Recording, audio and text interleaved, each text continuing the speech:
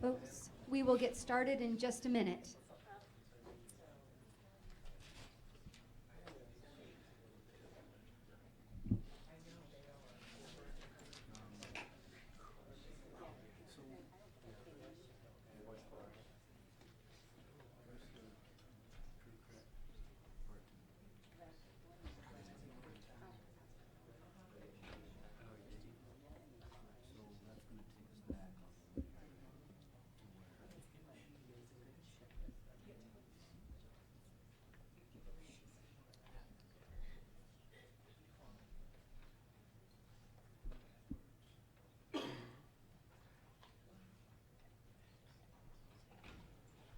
Well, good afternoon. My name is Leslie Webb. I'm the Interim Vice President for Student Affairs, and I'd like to welcome you to today's hearing.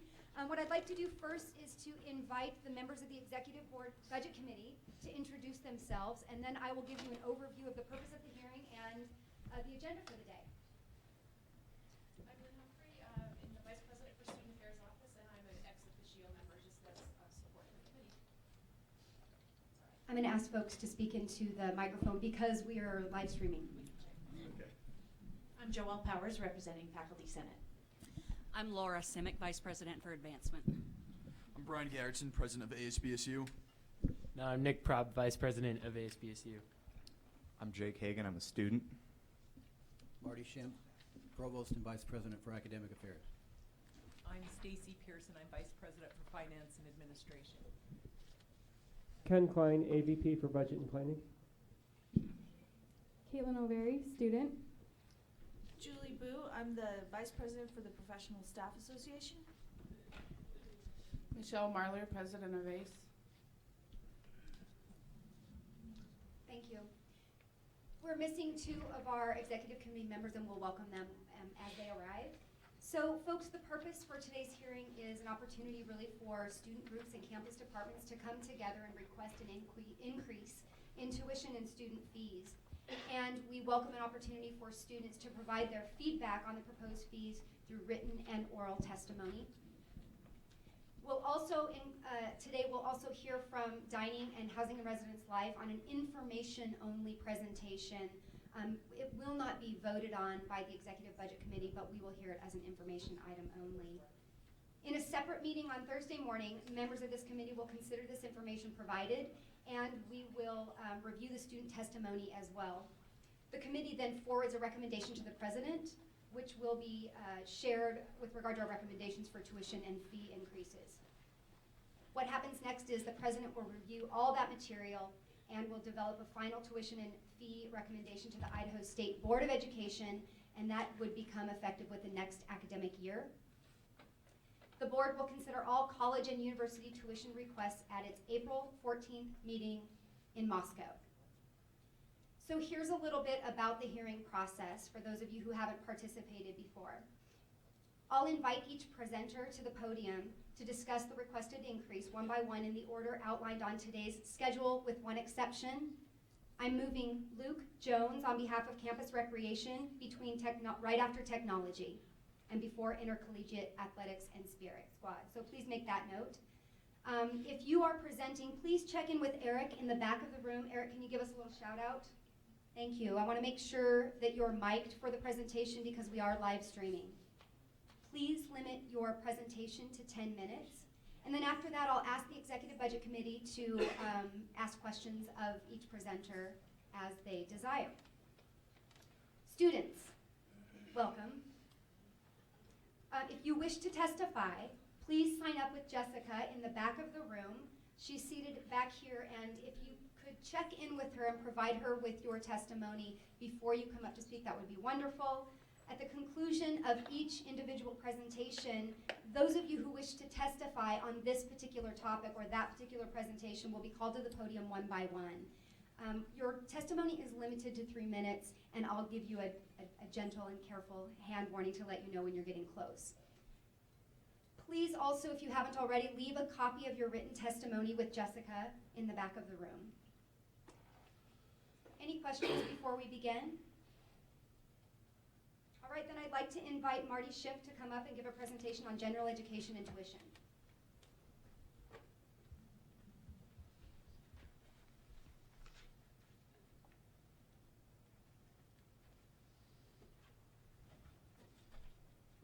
Okay, good afternoon. I'll be brief. Have some good news. We're asking for a 2.7% increase in full-time tuition. I think this is the lowest we've had in some time, certainly since I've been here, and I've been here over 20 years. This increase will generate enough funds to cover some basic things that we need to deal with next year.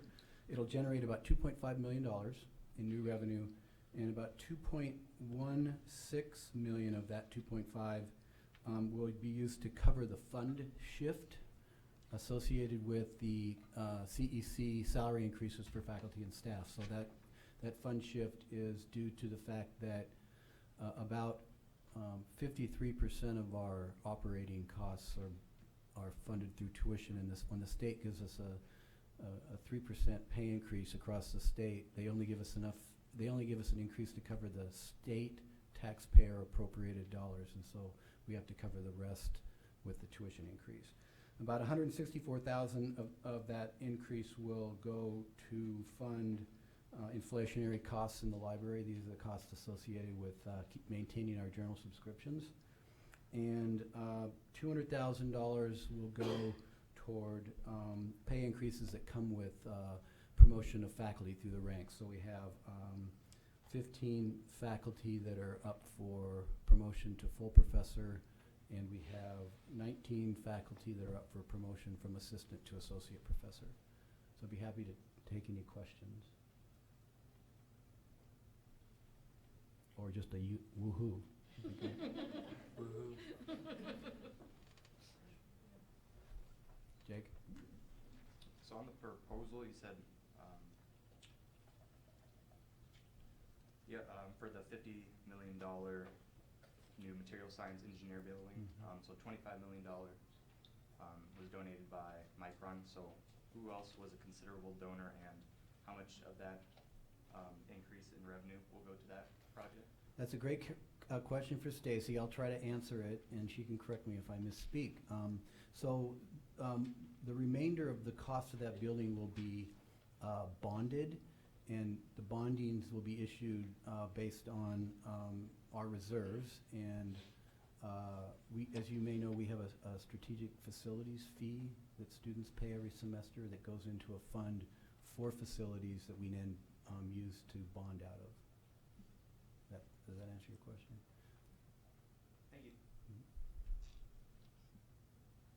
Anything else from the committee? We have 2 students who'd like to provide testimony today. I'd first like to call Brian Vasquez.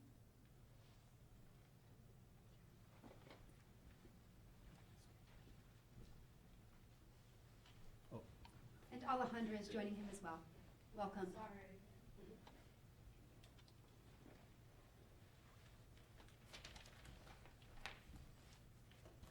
Sorry, I have a cough drop in my mouth.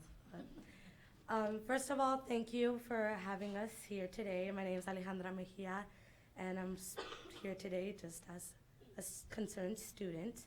And I am here with Brian. If you want to introduce yourself. Hello, everyone. My name is Brian Vasquez. I'm also a student here. Thank you for having us today.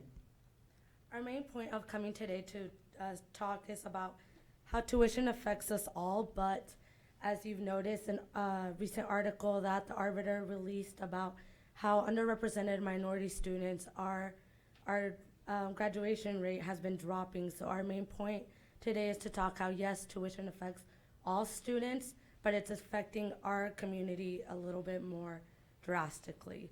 So we want to hit on the point of deferred action students, which I don't know if a lot of people know about. So our main point is to educate you all and others about how deferred action students that do come here, it's very hard for them to actually receive their 4-year degree. And Brian is here as a deferred action student, so he wants to share a little bit about his story.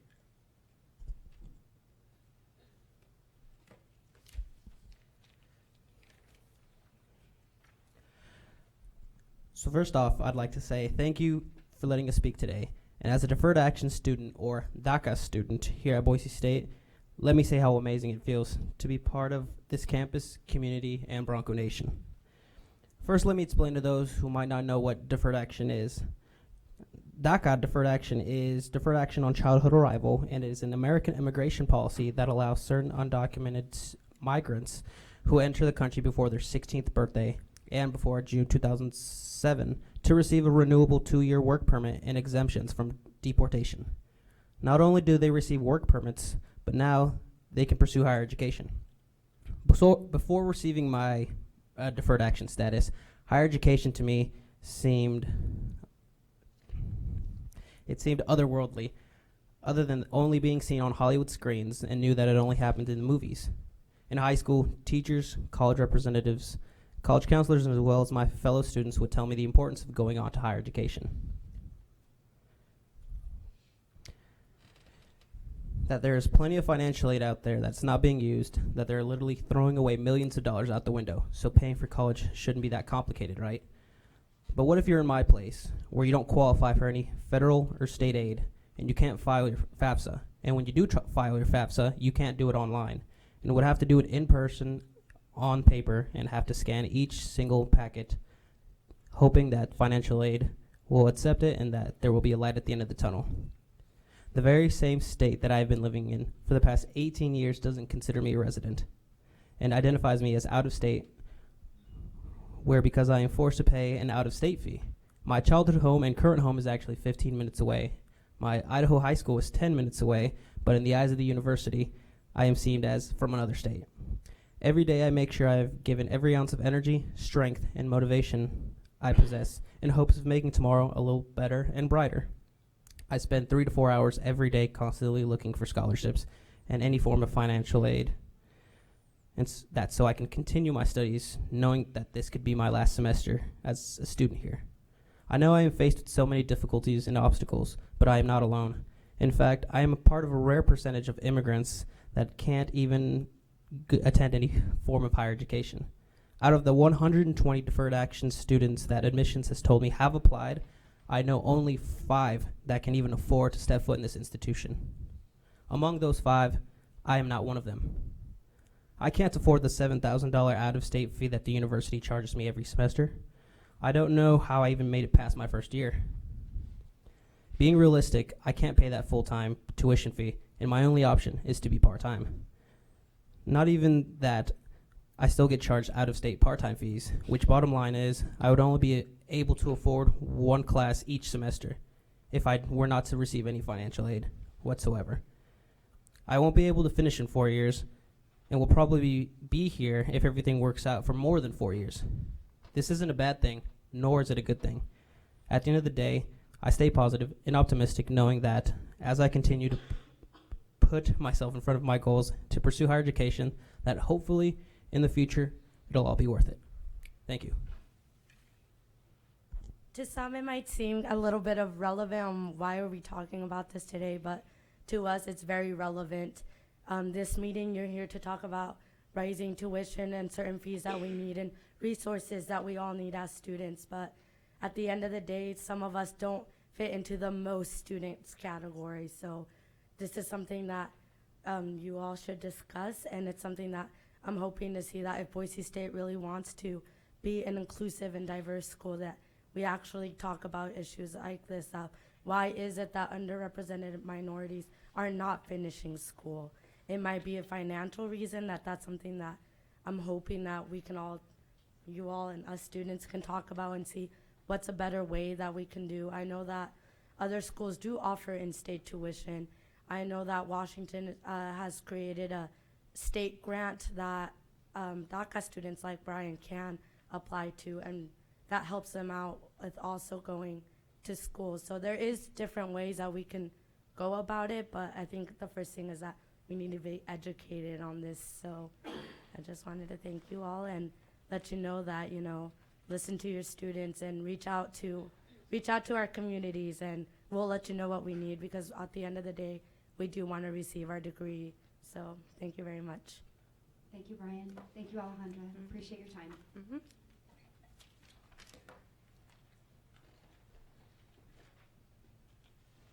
Thank you again. Next up, Stacy Pearson will present the facilities fee request.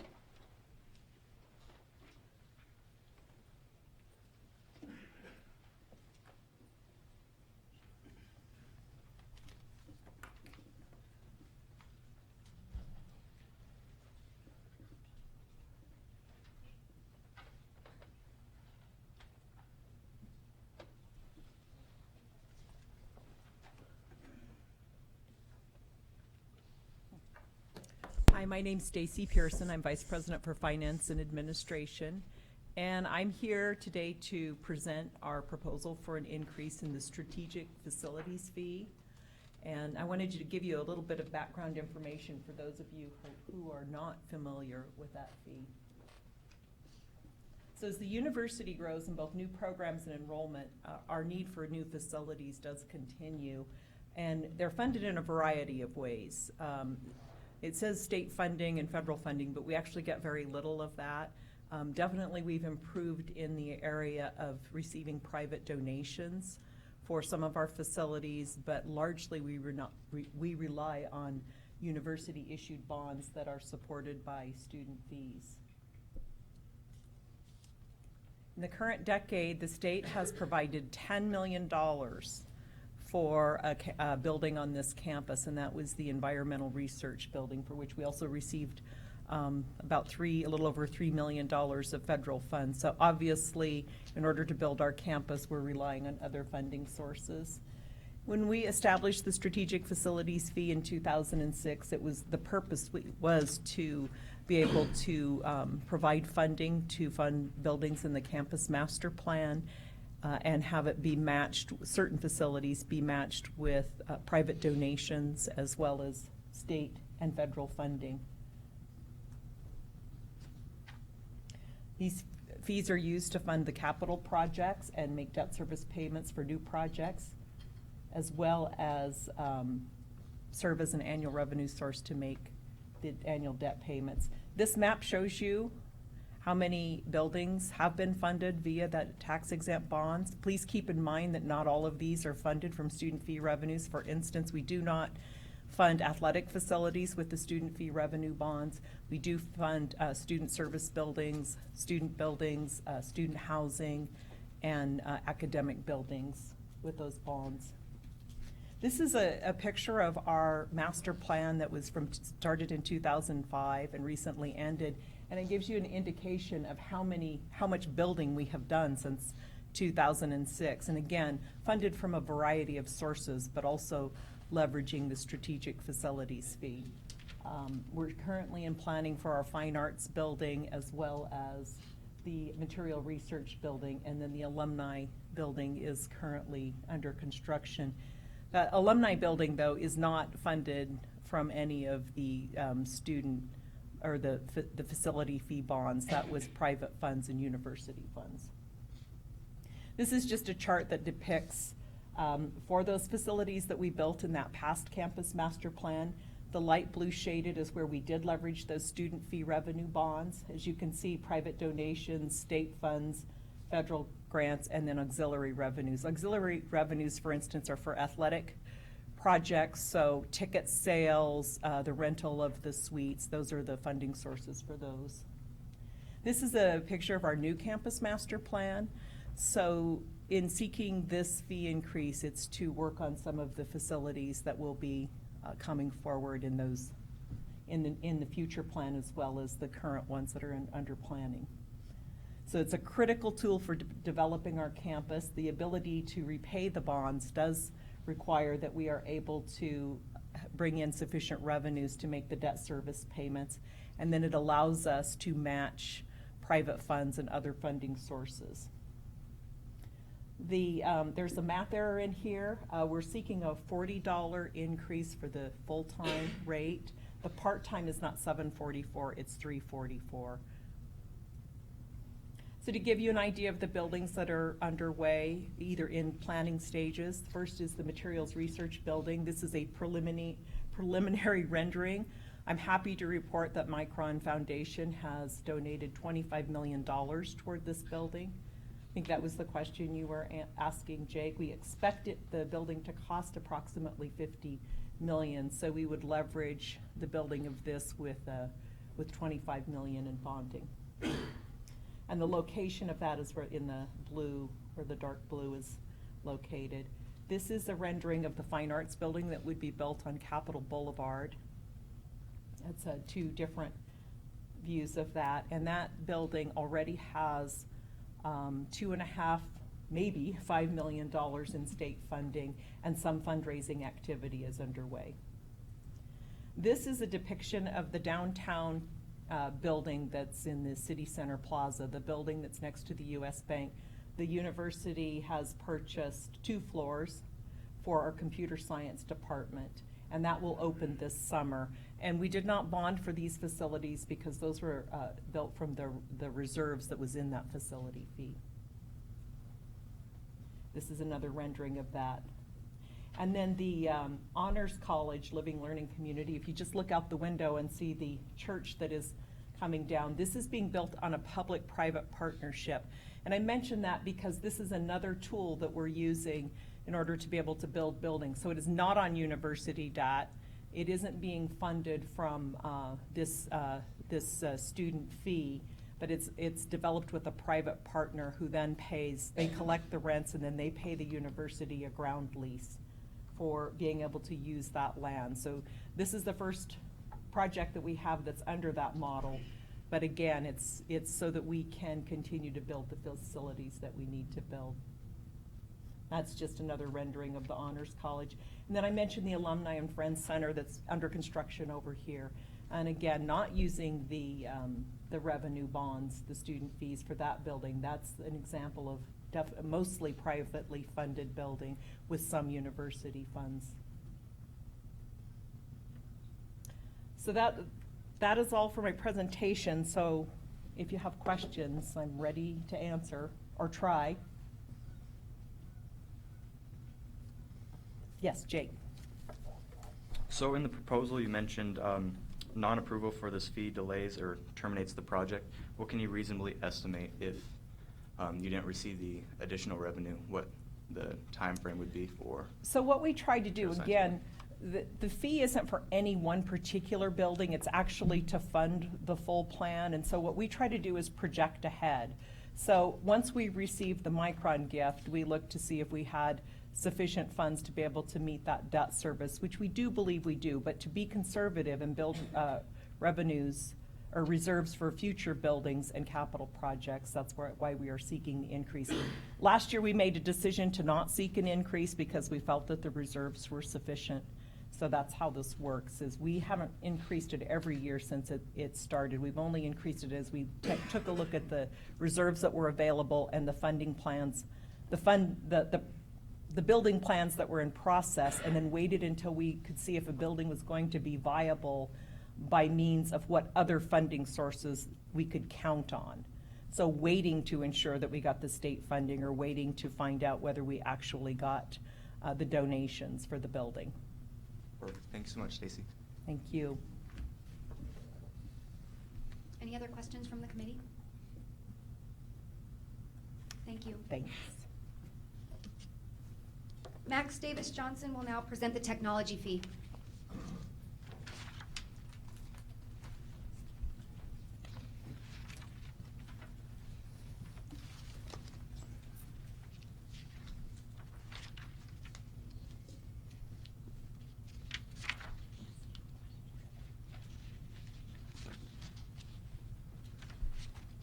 Anyway, I appreciate this opportunity to talk to you about the proposed student tech fee.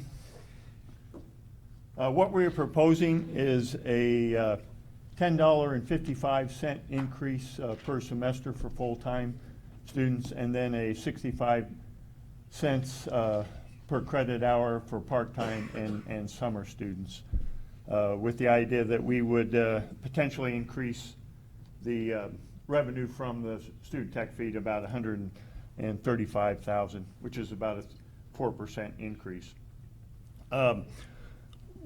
What we propose to do is to use the tech fee to support, upgrade, and sustain classroom technology for 40 additional classrooms across campus.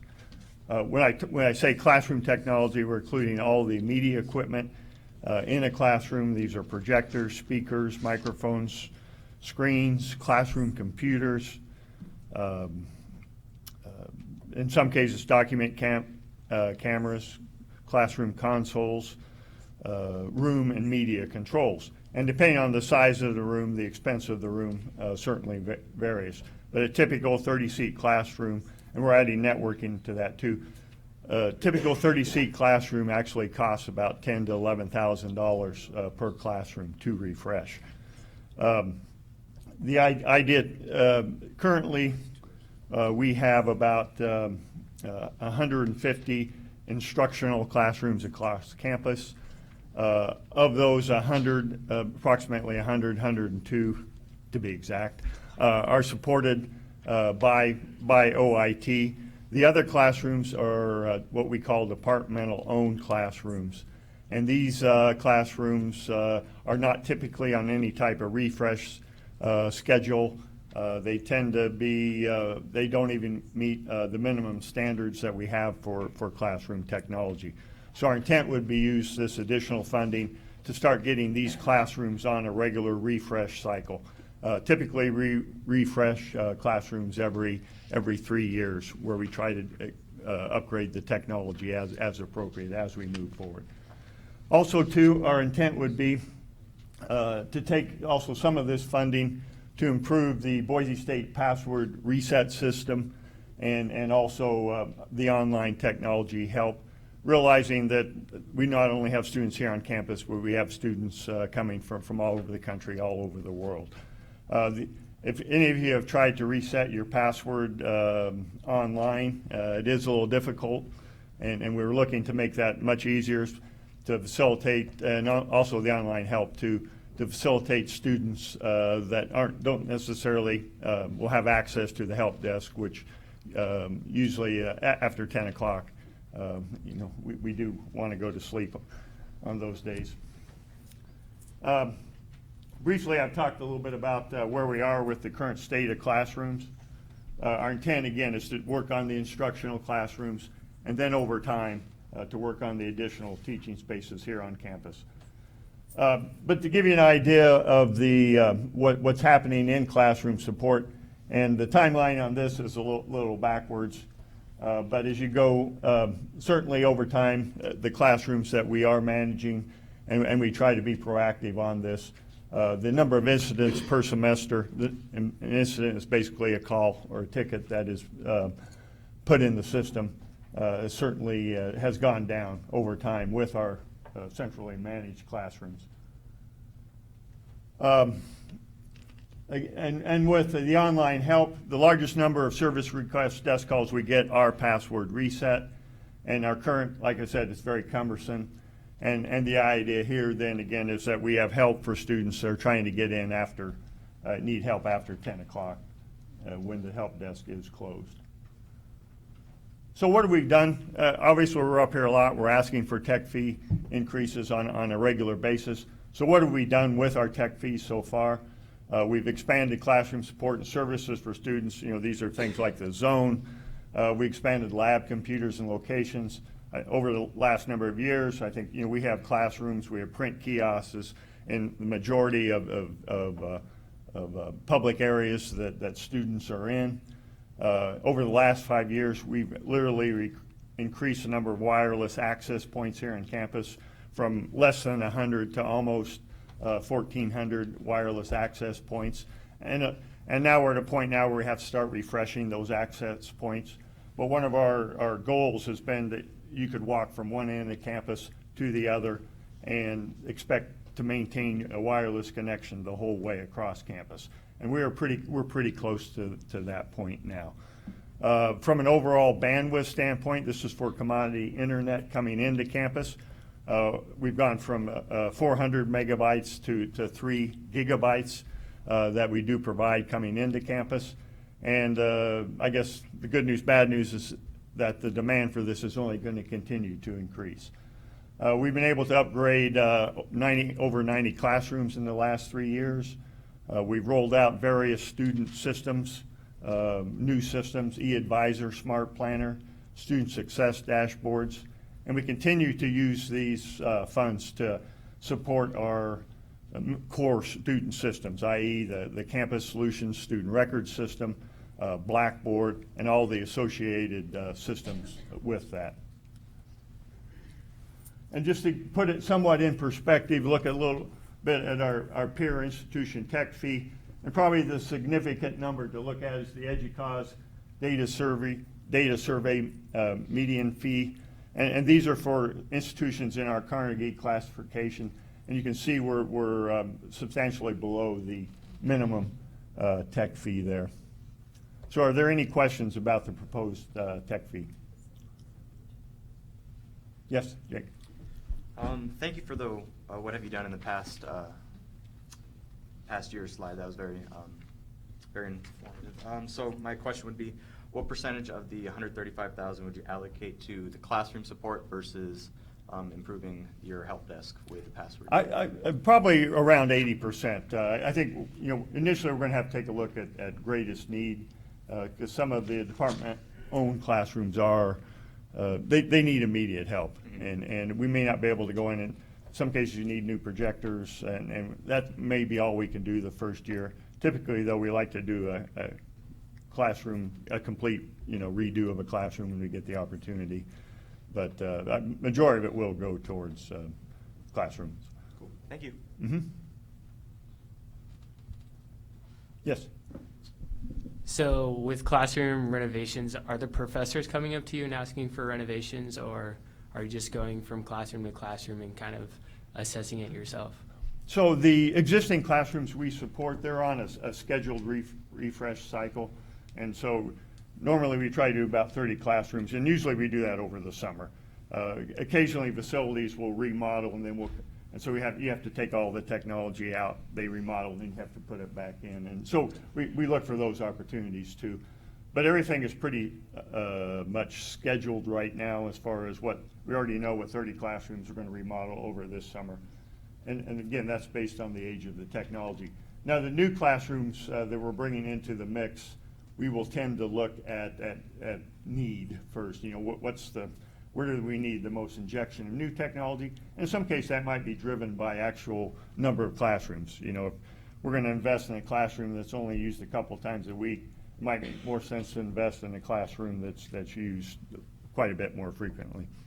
So, yes. Just to piggyback off that, what are some major buildings that are in need? Or so what are some of the major ones that you would need? So right now there's college. The Ed building has a few. We did have an opportunity with some of the recent flooding to do some ad hoc upgrades. Certainly, some of the arts and sciences building, they tend to have more departmental-owned classrooms than other parts on campus, and so we'll be focusing probably on liberal arts. I've got a complete list. I don't have that with me. Yeah. Thank you. Yeah.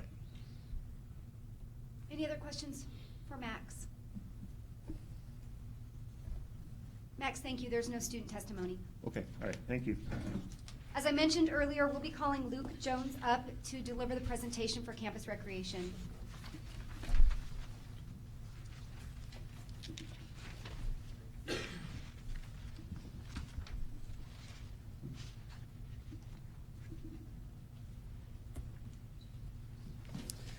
Well, good afternoon. Thank you for allowing me to be here in front of you. I feel very privileged and honored to be able to talk to you a little bit about where campus recreation has been, some of the challenges that we face, and what we need to do to solve those challenges. So I've been here for about a year now, and one of the things that drew me to Boise State was the sense of entrepreneurialism and being able to just get things done and create new things. And for me, campus recreation is actually a great example of that.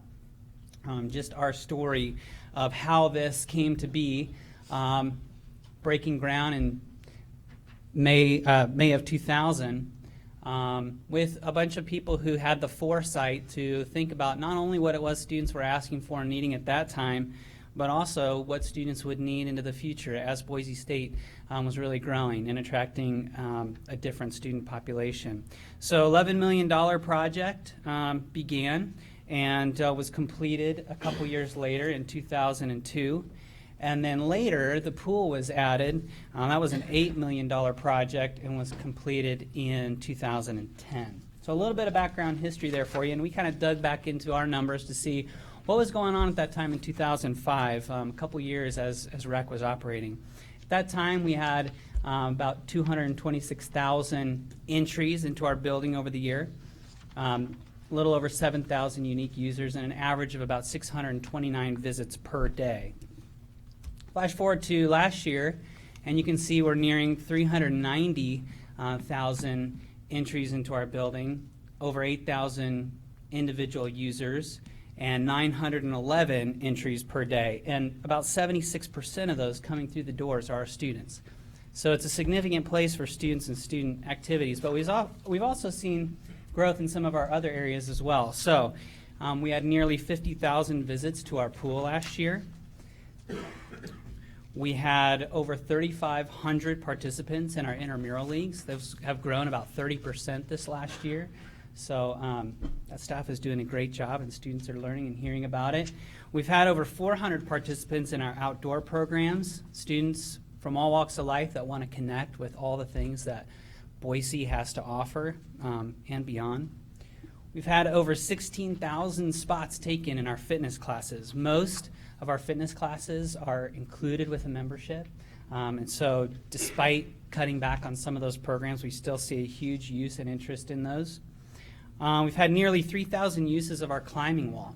And then finally, we've had over, I just used this one example, about 40 students and faculty who participated in our STEM Summer Adventure Program. So Outdoor Programs is also partnering with academic units like STEM, like our first-year residential education program, the intensive English program, to provide those students with the opportunity to build community, go out and experience something, maybe stretch themselves beyond what they're normally used to doing in their day-to-day student experience. And so we're also collaborating.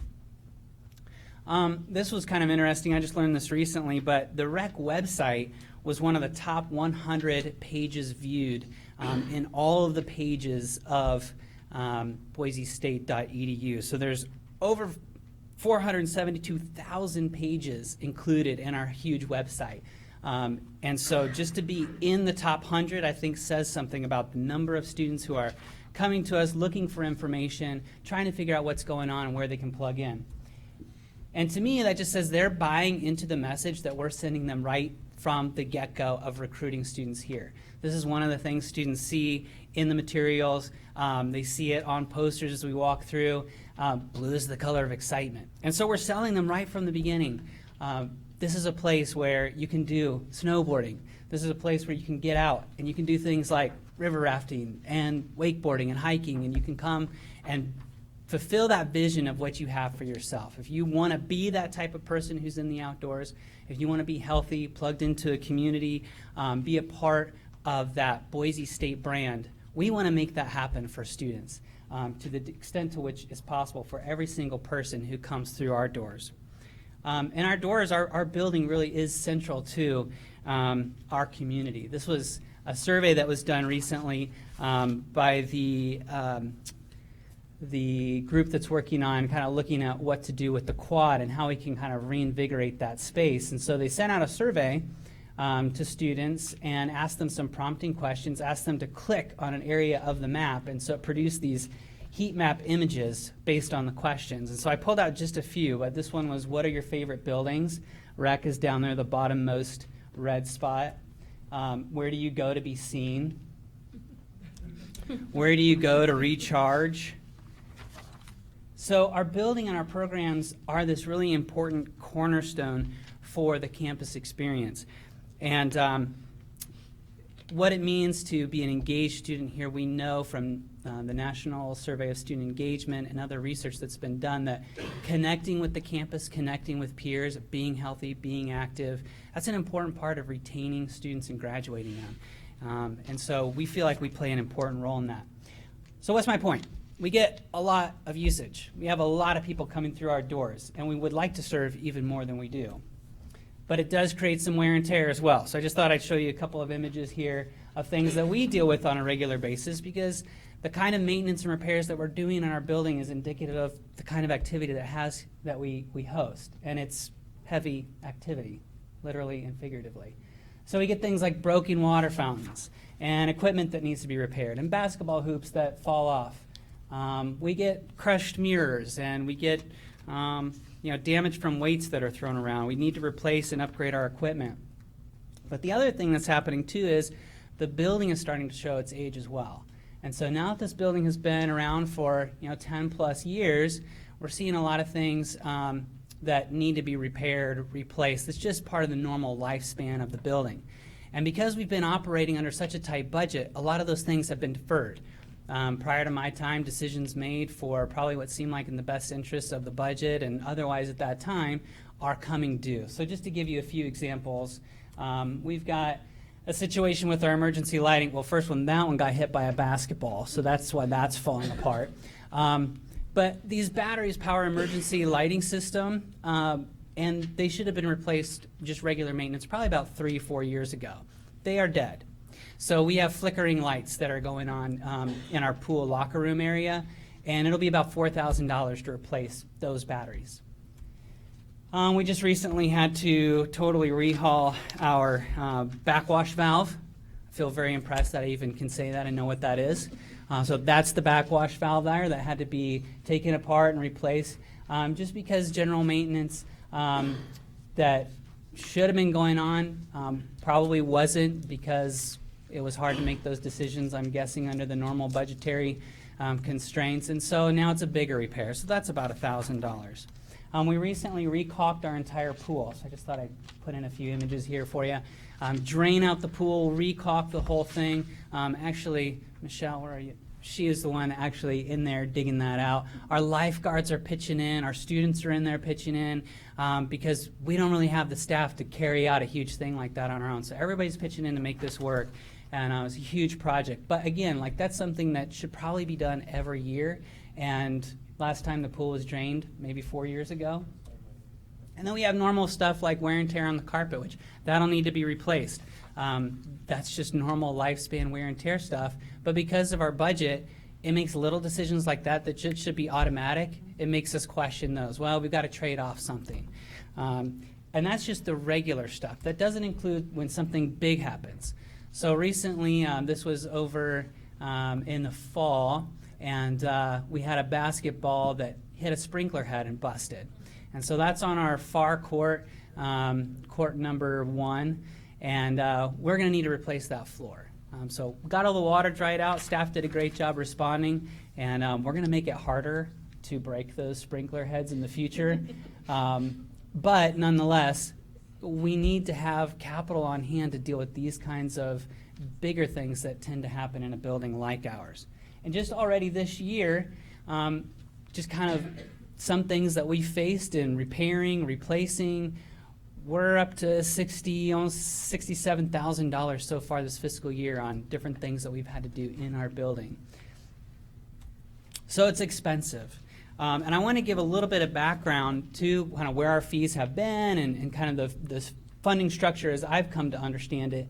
So if you look back, back in the past we used to have several different fees. We had an outdoor fee, club sports fee, and we had our rec operation fee. That was really kind of the primary fee to go to our programs and really kind of the, I will speed it up then, thank you for that. And we also had support from our facility fee, which was used to pay the bond. So over several years, we had a cash infusion coming from that.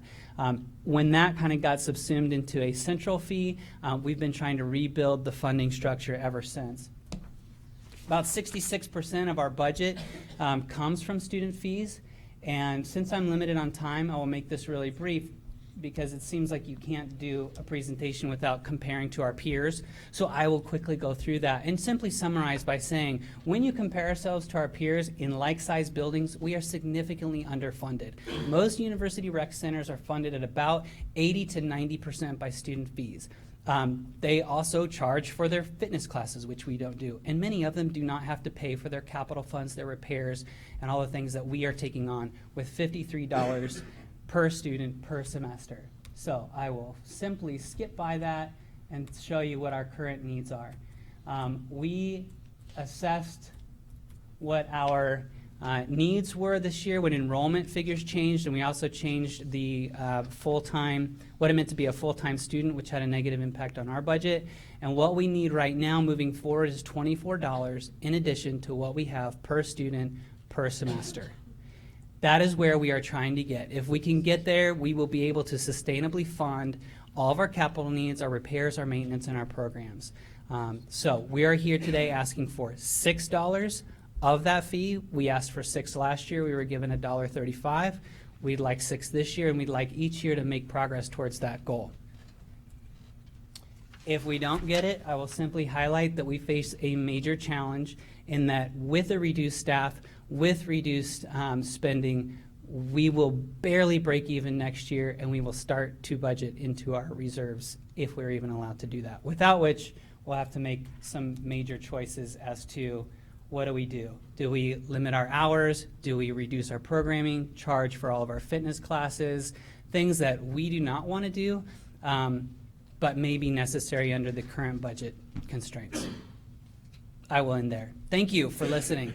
Thank you, Luke. Questions from the committee?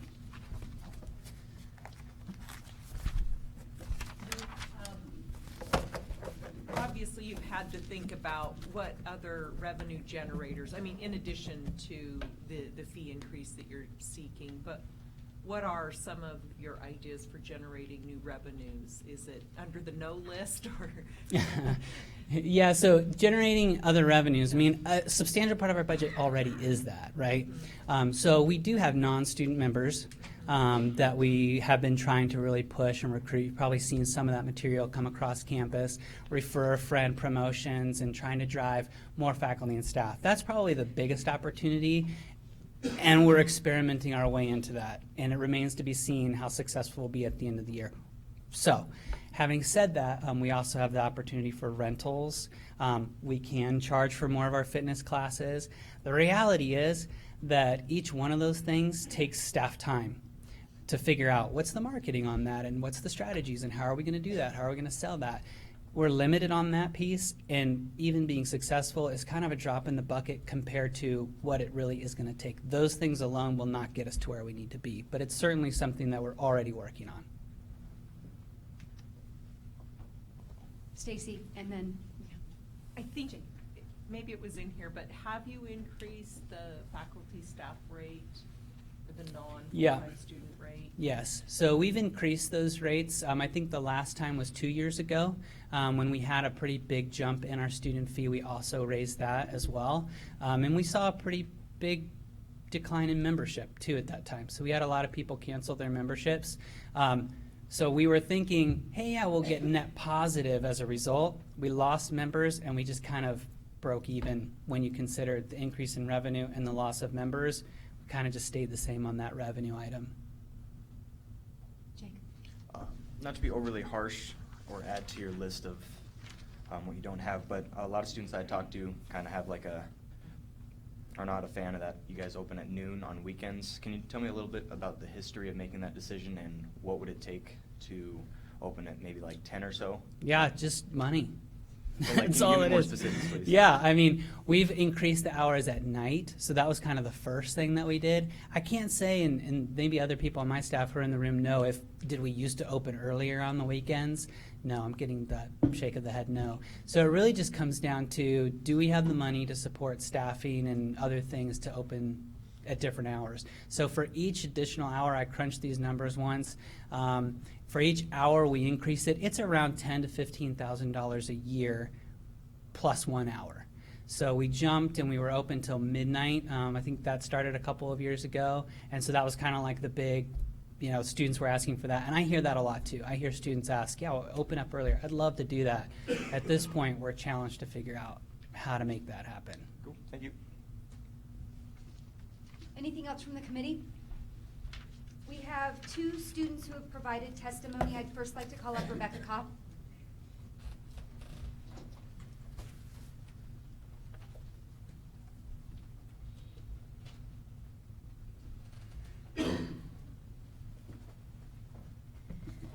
Hello, everyone. Good afternoon. My name is Rebecca Kopp, and I'm a junior from Marysville, Washington. Throughout my time here at Boise State, the rec and the programs that it has offered have truly shaped my experience. From sledding down the sand dunes to stargazing at an observatory and sleeping under the stars, to the adrenaline rush of rafting the white waters of the Payette River while learning crucial team building skills, the rec has always been a place where I, and along with so many others, have simply been able to rewind and forget about the stresses of school and life. For the past 2 years, I've had the opportunity to be a Bronco ambassador, where I give tours of campus and get to share my experience at the university while showcasing all that it has to offer. And let me tell you, the Recreation Center is always a highlight. I don't know if it's me telling the students how I walked the elevated track for 12 hours straight for Relay for Life, or Dance the Night Away for Dance Marathon, or just how many times I mentioned the word free. Regardless, the students, especially the parents, love the rec. I'll get a parent or 2 every time pull me aside and ask, "Did you really just say free programs?" And I'm like, yes, I did. The rec and its staff truly care for the students on this campus and are always willing to help out whenever they can. This sense of caring is apparent in the way that you are greeted upon arrival from the front desk, in their scholarship opportunities for the outdoor programs, and even in the way that they truly listen to the input of students. I could share stories about the rec, about how the rec is the reason why so many students came to this university for another 10 minutes, but I know that my time is limited, and I can't express enough how the Recreation Center creates jaw-dropping expressions from so many of my tours and fellow peers. So thank you for letting me testify. Thanks, Rebecca. Yeah. Is Dominic Costa in the room? He is not. Okay. Dominic has provided written testimony, and I'll make sure the committee gets that testimony.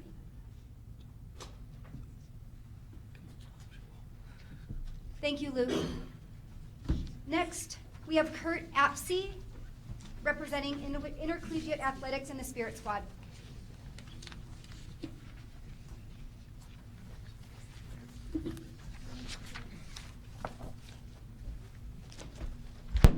Well, thank you. Good afternoon. As she mentioned, my name's Kurt Apsey. I'm the Director of Athletics here at Boise State. I've been here since 1998, and I've been in this position for 6 months. So this is my first student fee hearing. And I just want everybody to keep smiling. Before I get into the request, I feel like everyone that comes up here is just asking the students, and I'm definitely going to get to that point. But maybe even more importantly, I just wanted to say thank you to all of you, and even the ones that maybe aren't here yet and the ones that came before you, just to tell you how much our department and our student athletes and our staff and myself appreciate what you do for our department. You fund about a little under 10% of what we spend in athletics. And I can't even begin to tell you how important that is and how that helps us hopefully put a product out there that this university and our community and our alumni can be proud of. And I just want to make sure that you understand that that does not go unnoticed. Our staff and I talk a lot about this student body and the support that it provides for what we're trying to get done in our athletic program, and it's very much appreciated. And I wanted you to know that, like I said earlier, that is something we talk a lot about, and it's important to us, and we hope that we're providing you something to be proud of while attending Boise State, and I just wanted to make sure that that was clear. We're up here today to talk about a 4.2% increase It amounts to about $142,000. It's $3 to a full-time student, 50 cents to a part-time student, and 20 cents over the summertime. We have all kinds of plans for that money, but first and foremost, you may or may not know this, but we take as often as possible our band and our cheer squads to the postseason. And just a great example of that is this past year when our football team went to San Diego, we took nearly 200 band members, some of their staff, and about 40 cheerleaders, coaches, and mascots to San Diego to support our football team. That is a cost that the athletic department endures during that time, and this year it was just shy of about $100,000. I can tell you that that money is not budgeted, but we try and take that out of the proceeds collected from participating in the bowl.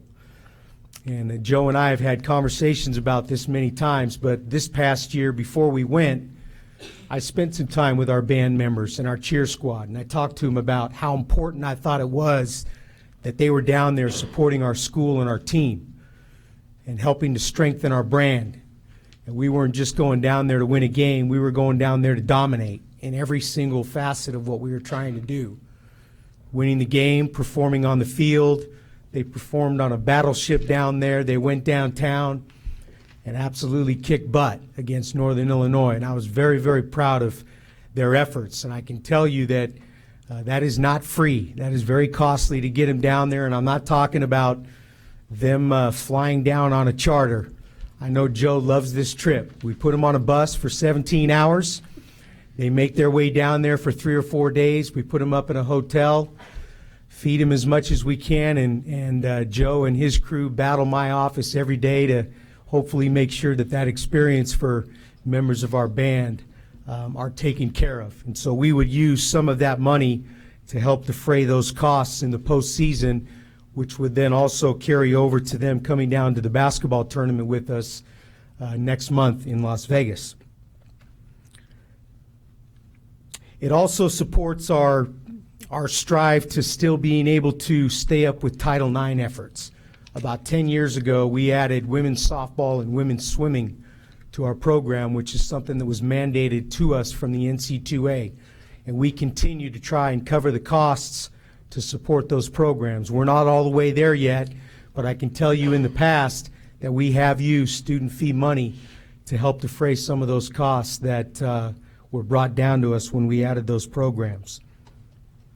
Branding our program, I can tell you, is very, very important. We look at ourselves in athletics as the window to this university and all the eyes that look upon Boise State and how we represent this institution. Very, very critical and important to our department and our student athletes, and we talk a lot about that. So bringing the band to bowl games is something that's important to us. Making sure that our students are attending our games, especially when we're on national television and we have a chance to show the world just how special Boise State is. Another part that we'd maybe like to use some of this money for is with our students coming to our games, being able to promote our games better. We have a student group that I'm sure you're all familiar with called the Corral. We have 4 or 5 or 6 students that lead that group, but we basically ask them just to give their time and their energy because they love their school. We'd like to put maybe a program together that might incentivize those people to reach out to the students more aggressively and to put on a show that maybe makes it a little bit more exciting for you to attend our games, whether it's pizza in the lobby or free t-shirts or better seating or whatever it might be. So like I said before, that increase is about 4.2%. It'll generate about $140,000, and those are some of the items that we have an interest in trying to support a little bit more efficiently than we have in the past. So I want to thank you for having me today. I really appreciate the time. Like I said, this is my first one, and I'm so excited to be here and would welcome any questions from anyone pertaining to the information I just shared with you. Thank you, Kurt. Jake. We got others. Hey, Kurt. Yeah. So we also have a band fee, and so how do you decide what comes from the athletic fee and what comes from the marching band fee? Well, in ours, we would we would gear it completely towards, postseason travel, I would assume. And I apologize, I'm not exactly sure what Joe is going to present to the group today, but, the band has other costs. They've got salaries to pay for their coaches. They give out scholarships. I know they're looking for new uniforms, which I plan to hopefully help Joe take care of that cost, or at least find a way to gain some support for that. So there is a separation. This is probably more just the athletic department trying to fund that postseason travel, which is a challenge every year for us. I will say this, just to note this, it is easier to pay for the band to travel to these games if we're in the Fiesta Bowl and not the bowl in San Diego. But that is certainly one thing that we can't count on every year. So, Jake. You stated that student fees are about under 10% of your guys' revenue, and you have a breakdown of your revenue here. So can you describe what that additional $140,000 will go to, like a more specific breakdown? Well, I thought I did that, but maybe I didn't. Oh, are you talking about the other monies? No, just so if you get the $140 or $140 for $142,000. Correct. Yeah. What specifically would those fees go to again? We would support band postseason travel. We'd look at enhancing our overall corral effort. One of the things that's come up in our staff meetings is we're working with the corrals. These kids, I don't know if we have any in here, but one of the things that they've talked about is they give all their time and their effort, and we give them a seat that, in a sense, they already pay for. And I'd like to incentivize them. I'd like to maybe offer some book scholarships or help them with their cost of coming to Boise State. They do a lot for us in terms of recruiting, students on campus to come to our games, which I think goes back to that branding and allowing our team to be more successful and getting our stadium in Taco Bell Arena at a high pitch to show that this is a great place to come to school and fun to come to our games. But right now we're really just asking for them to volunteer their time, and I'd like to put together some type of incentive for them to be a part of this student group that helps us do that, instead of just saying, hey, I'm going to volunteer my time. I'd like to try and find some dollars to put forth to those kids that are putting in the extra time to get students to our games. So that's just a couple of them on how we would use that money. Pretty much all that would funnel into those programs. It wouldn't be allocated anywhere else. Correct. Yeah. And like I said, the money that's used to take the band to the postseason, to a bowl game, that comes out of bowl revenues. I mean, our costs continue to escalate just to operate our department. I didn't want to get into all that, but that would also allow us to free up monies to cover some of the additional costs that we have in athletics, so that we wouldn't have to take that out of the proceeds from a bowl game, which, like I said, when you don't go to a Fiesta Bowl, you're really battling just to break even on those games. And if we could find a way to subsidize that $100,000 cost for the band, I think we could use that in some other areas in the department. So, cool. Thank you, yeah, Kurt. you bet. Nick, then Brian. So I know in the past the corral's been mainly for men's basketball, and they've been trying to get into like football more. But I'm wondering if with this fee increase, are you planning on marketing more for all athletic events, such as like girls soccer and every event for students to go to, or is it mainly just for basketball and football?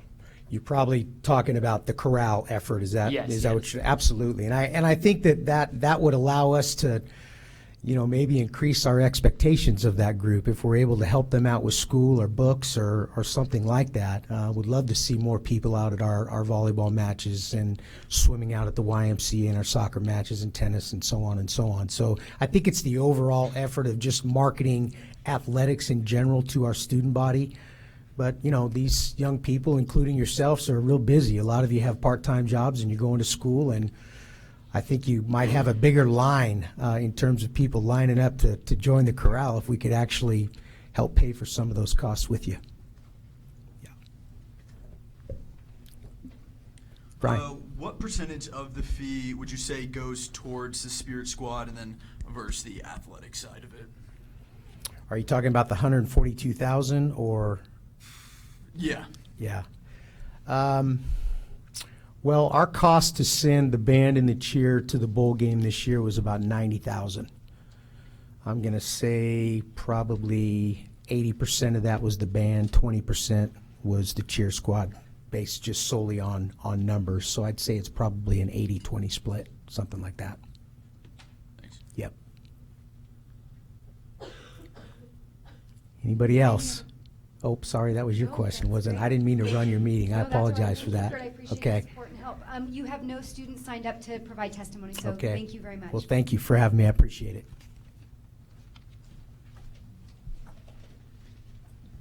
Tim Dunnigan, welcome. Tim is here to speak on behalf of University Health Services.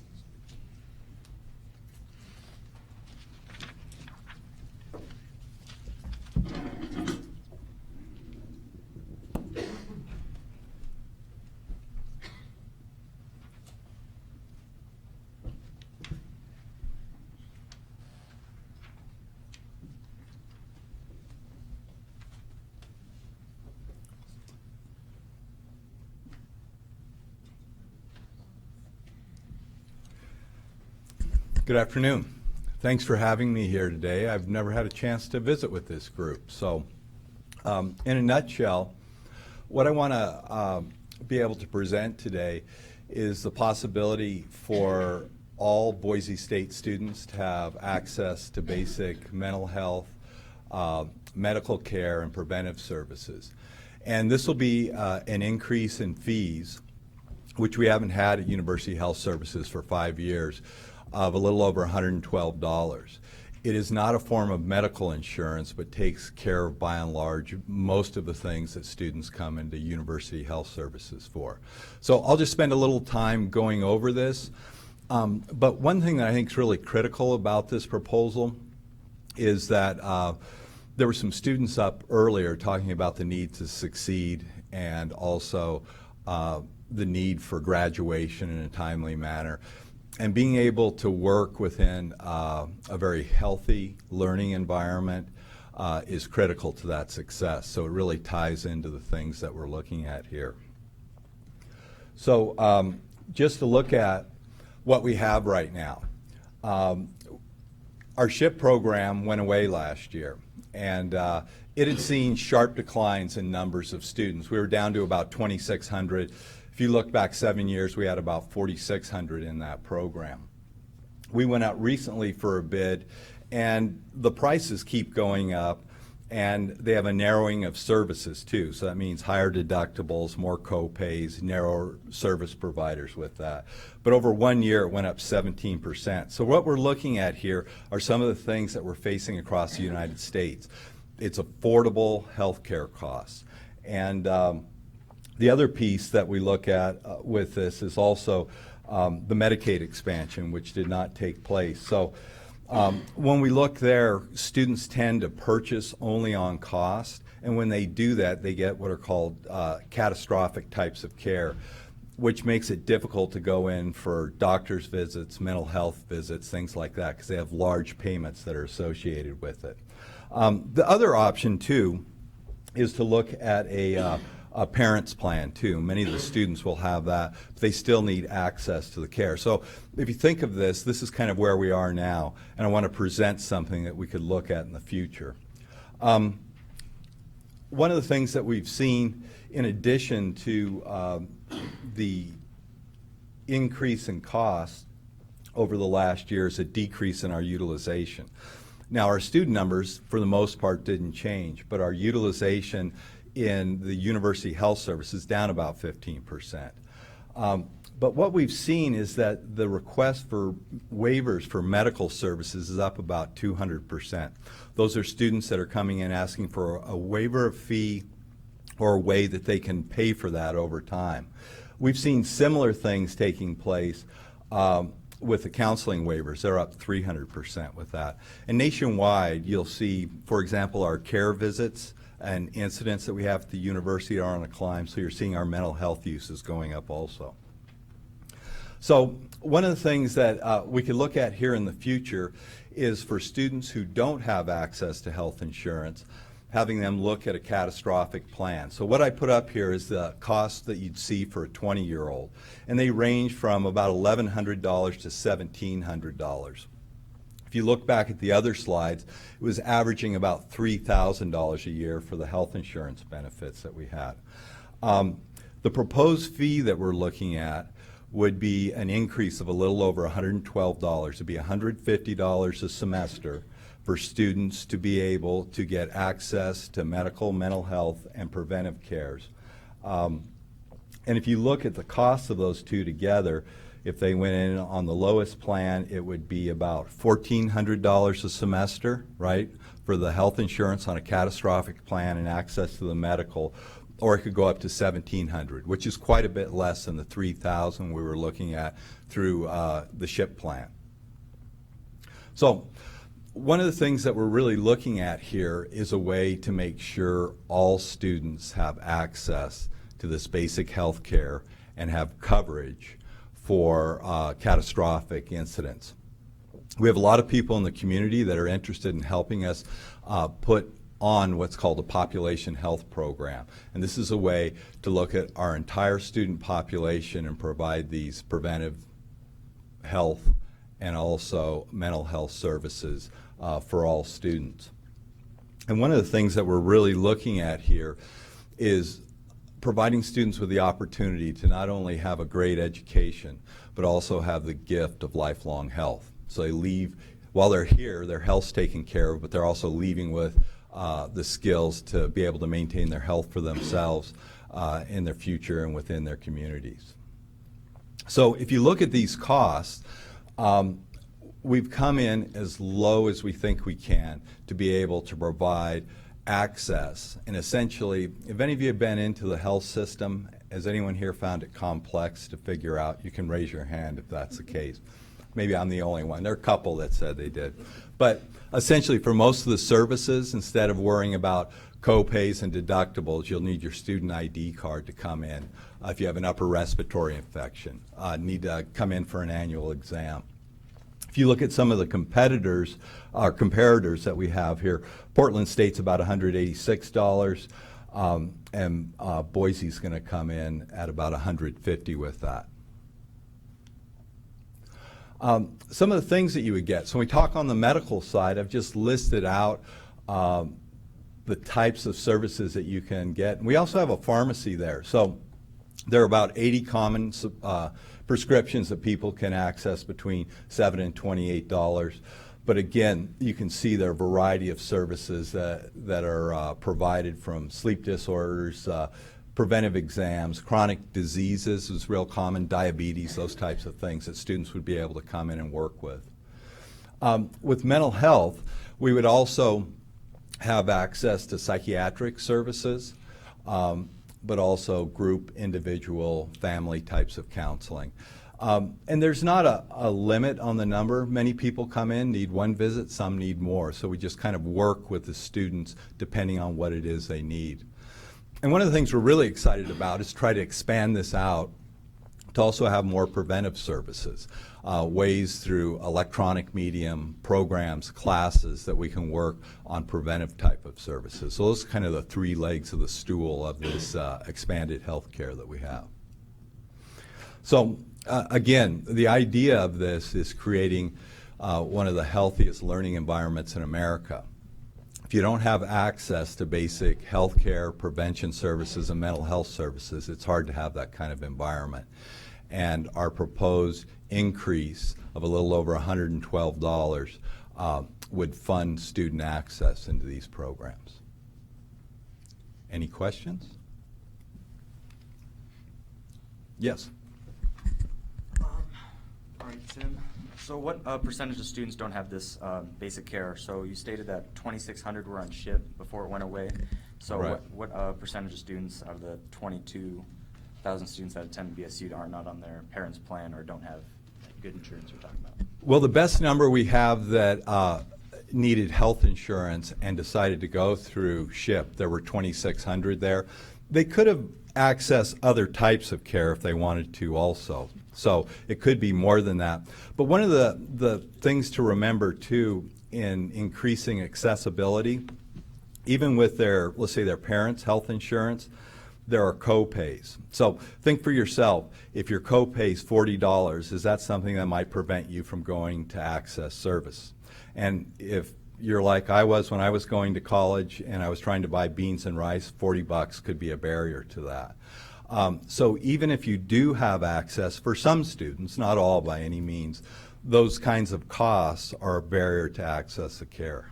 Yeah, just the mindset I have is, yeah, it's a $40 deductible, but at the same time, it's a $100 plus increase in tuition. So it's like, where do you want to take on that cost? So I'm just trying to process just the whole benefit of this. Right. Increase. The thing that one of the things we look at with health insurance, and you never know when you're going to need it, are some of the folks end up subsidizing some of the costs for other people because you're going to have higher users. But it's a way for everyone to have access to care and to quickly be able to access it. If you look at the idea of having mental health, preventive, and also health care access at $300 a year is a pretty good price. I burned through that pretty quickly in my family in a few months. So. Thank you. Uh-huh. Yeah. Ryan, then Nick. What does the current fee cover? The current fee helps provide some of the costs that we have for those types of services. So, for example, it helps provide for some of our mental health services that we have, some of the medical services, and some of the preventive types of things. So, as an example, there's no cost to come in and get a flu vaccination, but it also helps in some of our programs that we'll place into the dorms to be able to offer services there. So what it's basically done is offset some of the fees that we have and costs of delivering our health services.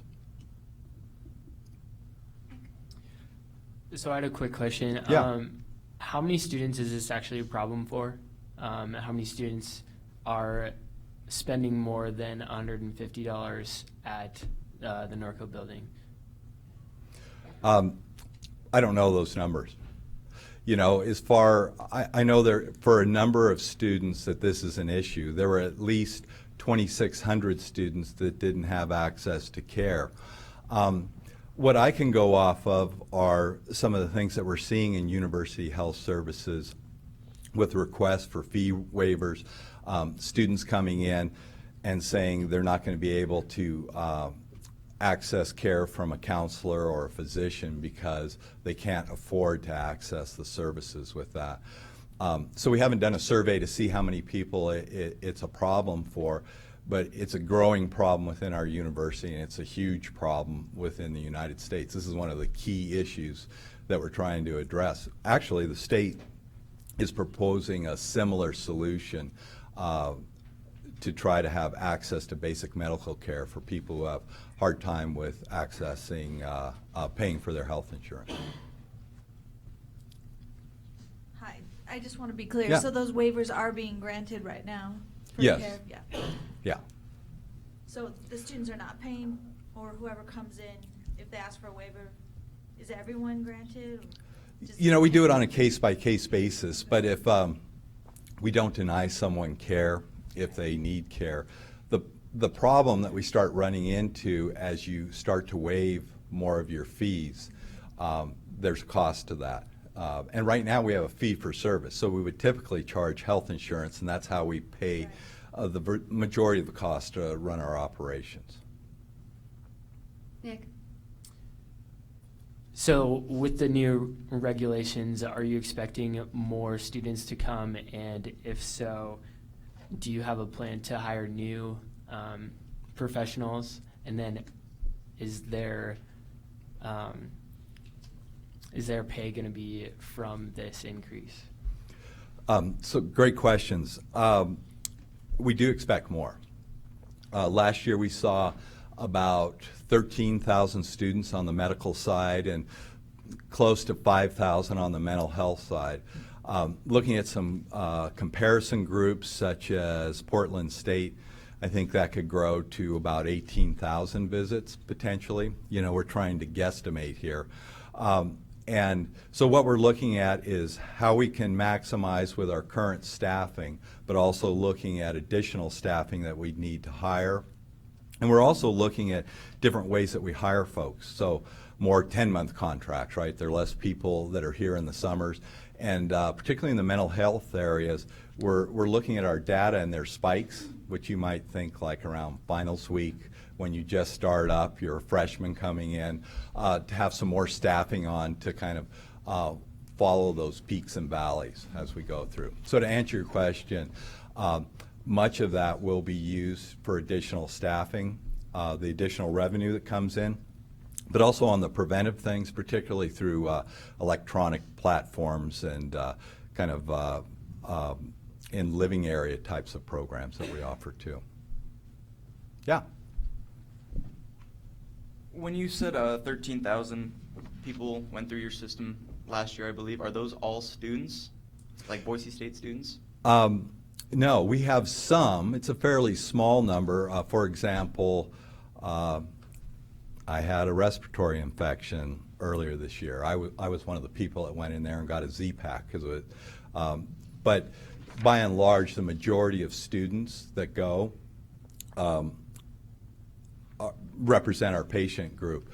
What we do also with that is we just charge back the insurance, so they would charge my insurance for that procedure. So, Stacy, then Marty, then Stacy. Tim, if you're charging back the insurance and you would no longer do that because the student just has to come in with their card, how much revenue are you losing from insurance companies from chargebacks? Last year, that would be over $2 million. So what we would, that's what we'd lose. Our total operating budget, it was about $3.5 million last year. So we get about $1.2 million off student fees currently, and that would fill up the remainder of those costs in addition to the new people that we would hire for the enhanced patient flow. So, Tim, I've been involved in some of these discussions, of course, and as we've looked at the insurance situation with students, one of the things that came to light is that many students and many parents of students are signing up for the bronze level plan for the ACA, which I'm told is pretty much catastrophic, very high deductible. So this plan would be something that they could use to get actual healthcare services, barring, quote, a major illness or accident. I think the other thing that was enlightening was we did bid SHIP just to see what the premiums would come in, and he had a number up there, 2,500. It's for silver level plan, actually, now 3,000. And that was with a deductible of over $1,200 and a copay of $40. I guess my question is one of the things that this seems to be trying to alleviate is that situation, is you might very well have insurance of your own or through your parents, but it's not going to get you the basic coverage that you need unless you can meet these high deductibles. How much is that impacting this particular proposal? Well, I think it's a big part of it. As you can see, we're down about 15%. I don't think that's because folks are having fewer illnesses that are taking place. And as a matter of fact, you see a rise with it. So it comes in overall at costing quite a bit less. This is kind of an innovative way to kind of provide health services for folks. So that 17% increase that you're talking about over a 1-year period, this is a way that students can come in and not, they call them co-pays or deductibles, but they're really barriers to care. That's why they're putting it there. And the health insurers and providers are betting that if you have to pay $40, you may struggle through that upper respiratory infection. And if you have to accumulate close to $7,000 in health fees before you're fully covered with that, that's going to impact whether or not you access care. And this removes all of those barriers out. And they're significant. And I guess the main thing to think for yourself is $40 or do you have friends where $40 is that barrier? So really, those are just in case you break a leg or something. Any other questions from the committee? Tim, I have just one last one. If you could provide clarification. Yeah. You said 13,000 visits last year. Were those unique visits? Yes, they were. But they were not, obviously we had the same people coming in multiple times. So those are not the users, those are just visits that we had on the mental health, on the health side. Do you have a user number? I could find that out for you. Just curious, thank you. Mhm. We have one student who is interested in providing testimony. Josh, hope I don't botch your last name, Scholler? You got it right. Thank you. One of the very few, so good job. Thank you. Thank you, Tim.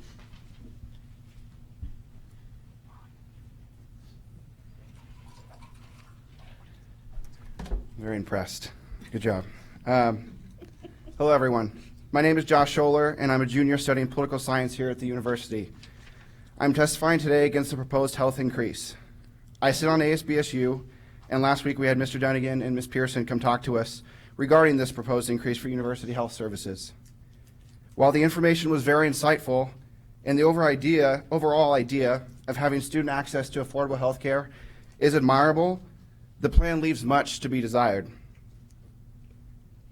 for the amount that students will be paying, which has me concerned on multiple, but mainly two fronts. First, this plan is largely focused on preventative health care.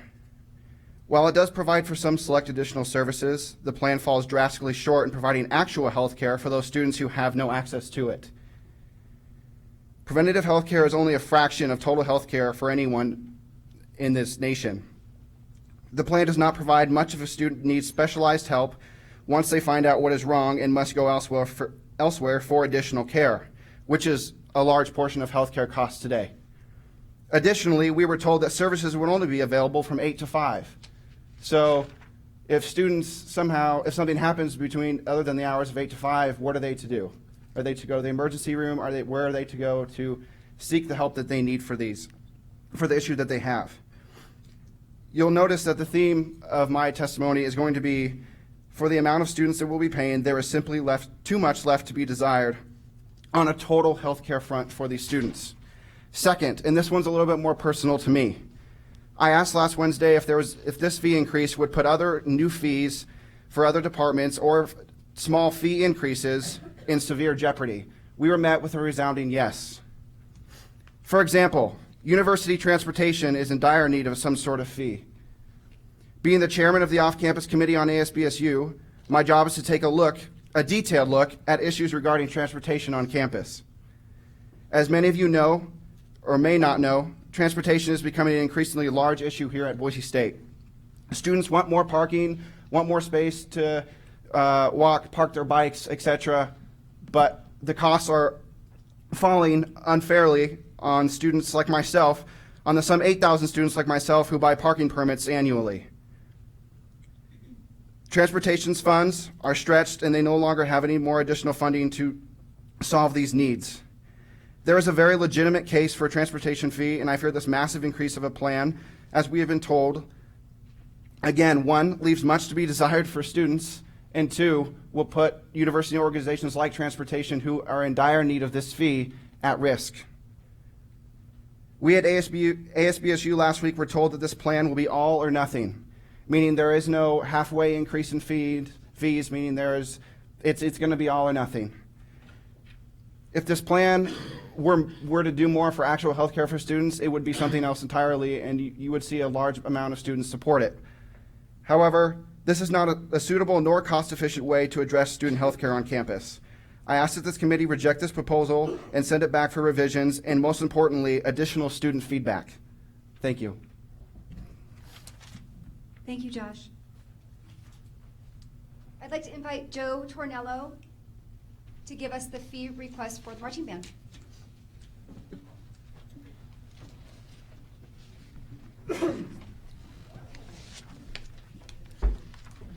Good afternoon. Thank you. My name is Joe Tornello. I'm the marching band director here at Boise State. And I wasn't really prepared for what Kurt was going to say in his fee request, but I do want to thank him and the university for what they provided for the band to go to the Poinsettia Bowl this year. For those of you that have been around the university for a number of years, the last time that the university was in the Poinsettia Bowl, I think it was 2008, and a 60-piece member band was sent along with 10 cheerleaders and 10 dancers. And it was rather embarrassing for the program. I wasn't here at that point, but this has all been relayed down to me. So very thankful that the full band went. Unfortunately, Northern Illinois was on the other side of it this year, and they only had a 60-piece band, and we showed up with our full group. And I'm very glad that we were on the other side of it. So we were able to represent the university and our program and the athletic department to the best of our ability. Looks like there's a packet coming across with information. This is our strategic plan that we've continued to revise from year to year that we created when I got here in 2011. Much of it is very much the same. Just a couple of tidbits of information for those of you that aren't familiar with what Blue Thunder Marching Band does and the associated athletic bands, pep bands that we have. This year, the bands will perform between 65 and 70 times, whether it's the full band, pep bands, both on campus and off campus, in the community events that we get asked for, totaling approximately 475,000 people. Obviously, with different games, this doesn't count any of the TV viewers or anything like that. Each student in the marching band puts forth about 350 hours of performances and up to 150 hours worth of practice. That's not counting the practice time at home or what we ask them to do in the summer prior to coming to campus. Even with all these expectations, the band has grown 20%, over 20% actually, in the last 3 years. The band was at 133 members in 2013, and this year the band was at about 165 members. So we're very happy with that, what we're able to do with a band of that size. It's not our goal for the university. The goal long-term is to have a band that's approximately 200 to 225 students that would allow us to serve the university in more ways than we are now without stretching and asking the same students to do more and more and more.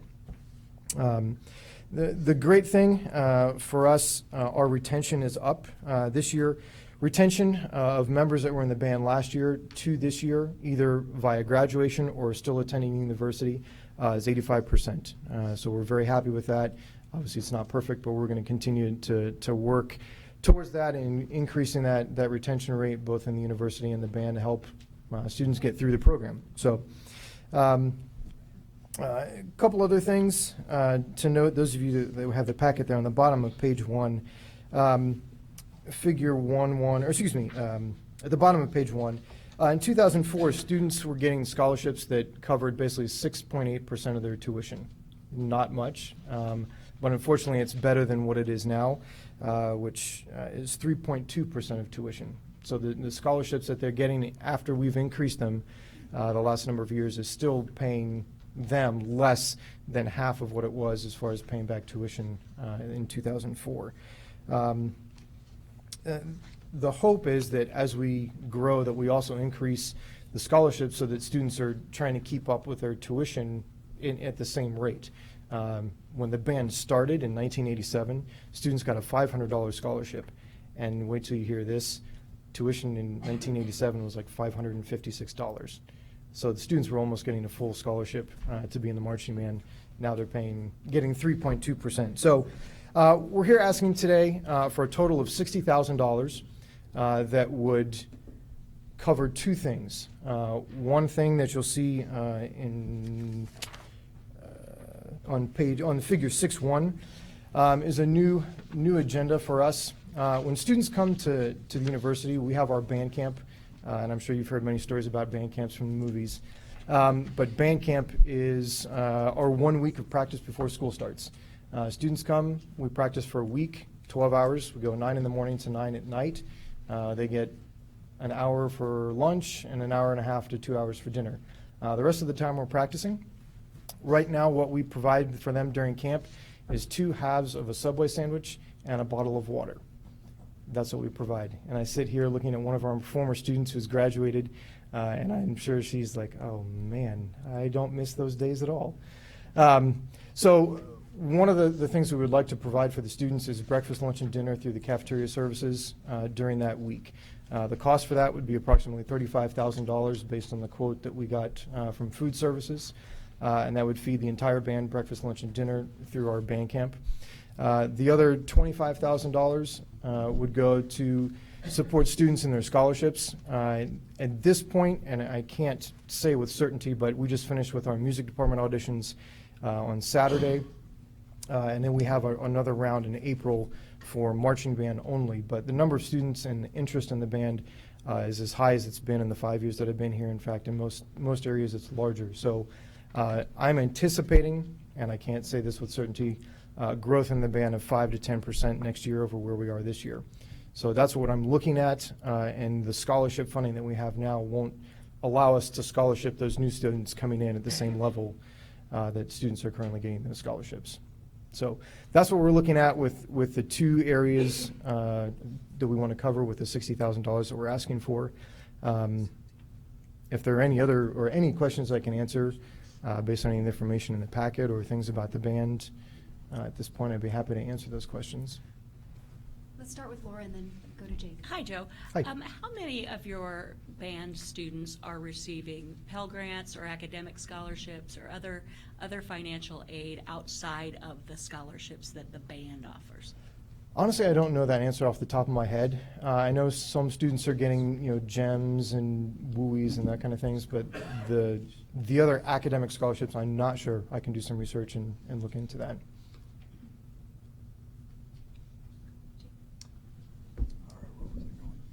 With your experience with the students in the band, what do they feel like an appropriate scholarship would be?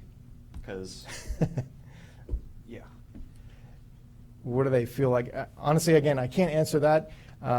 For a student coming in as a freshman, a $600 scholarship in comparison to the amount of hours that they put in, I don't think that is proportionate in their minds. I would think probably a $2,000 scholarship across the board, paying a third of tuition, roughly 25% of tuition. Because I agree that these are really low. I just wanted to know your opinion on this. What do the students think? I'm of the opinion that the students are working as hard, and if you've ever been to one of our rehearsals, if you haven't, I'd encourage you to come to rehearsal.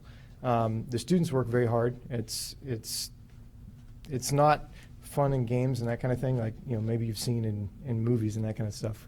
They're out there working, especially if you're toting a big drum or a sousaphone. It's a lot of physical work, which to some of the health services and that kind of stuff, our students are generally pretty healthy because of what we're asking them to do on the field. But it's something I probably should ask them. What do they feel like they should be getting versus what they are? So, Michelle, then Marty. I just had a question for you. I know in high school we did fundraisers, and I was just wondering if you guys do any kind of fundraisers for the band here. It's minimal. When I recruit students, I tell them the two goals that I have for them are come here, play their instrument very well or perform very well, and do well academically.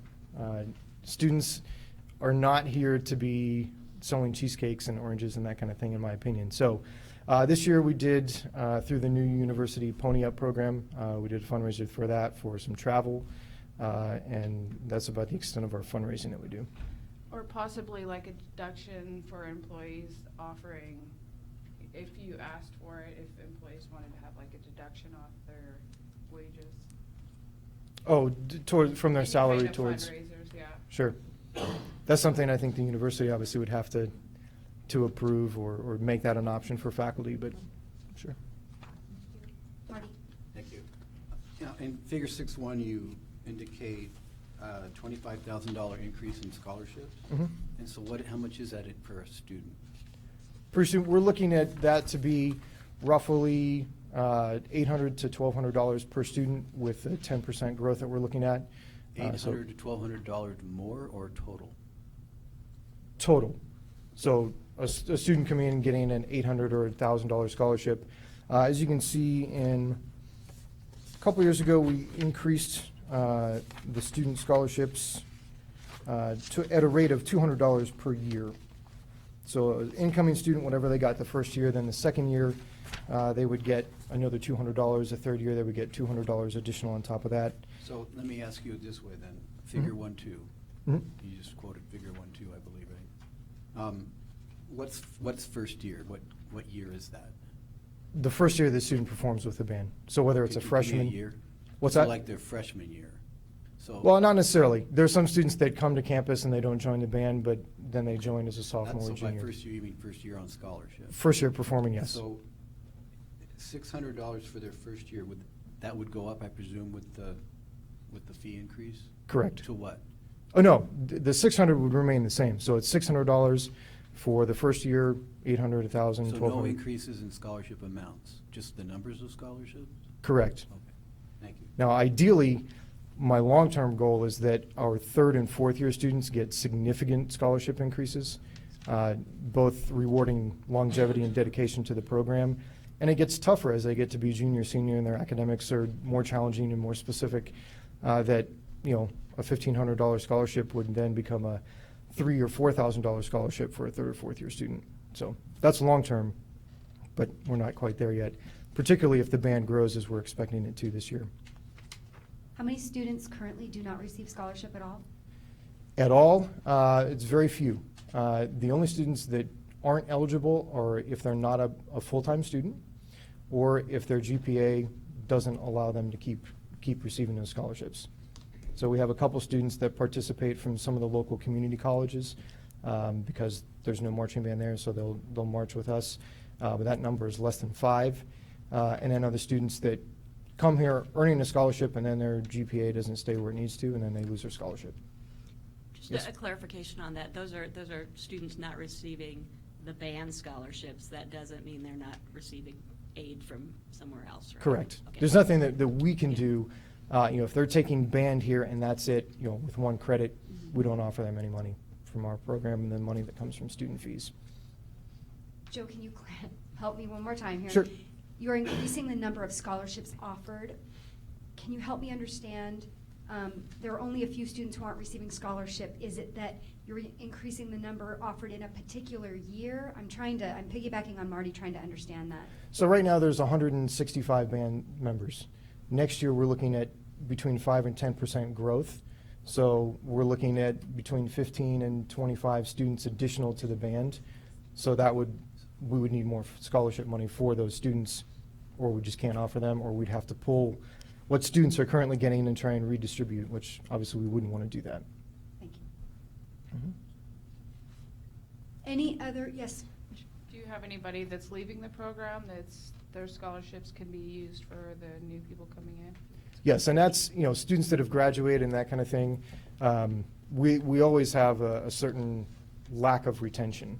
So this year there was the 15% that didn't come back. But our retention is getting higher and more students auditioning for the program. So it's a positive thing.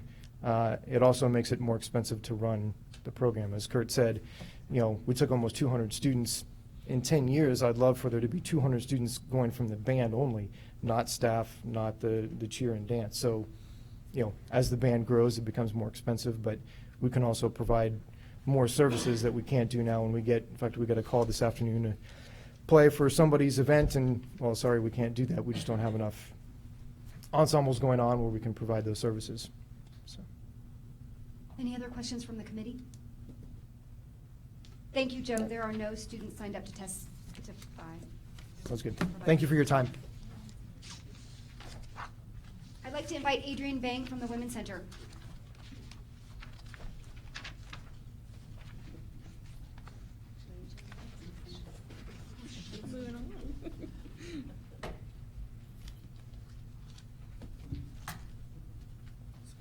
Please reintroduce the center. We will. I also want to introduce Megan Hinson, who will be co-presenting with me. She's our GA, and she'll introduce herself momentarily.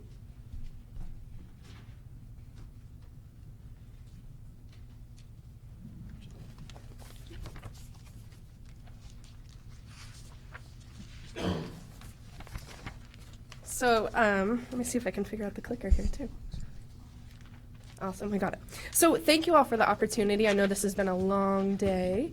We're super excited to be able to come before you and share out about our fee request for today. You may have heard through Campus Update, Facebook, perhaps Carrier Pigeon or Message in a Bottle, we have changed our name. We are now the Gender Equity Center. We're super excited to be able to roll this out. Students, faculty, and staff have been asking for a long time, why are you called that? Why are you called the Women's Center when there's so much more that you do? And we're happy to be able to say we're called the Gender Equity Center now. As a licensed master social worker, I provide confidential support to all kinds of members of our campus community. We are a safe place. There are no cost, confidential, and I am licensed. So we do protect the confidentiality in a way that's different than other campus offices, and I'll talk more about that later. My specialty areas include advocacy for stalking, sexual assault, and relationship violence, as well as support for those who identify within the LGBT community or are trying to learn how to be allies. And as the incoming director, I've also taken on the roles of serving on campus communities to advocate for inclusive and equitable policies and programs and services. So overall, the the Gender Equity Center, we're still working on that. Our mission is to empower students to achieve their academic goals by providing educational programs, support services, and a safe space. And Megan's going to share more about that. So my name is Megan Hinson. I'm the Healthy Relationships Graduate Assistant at the Women's Center.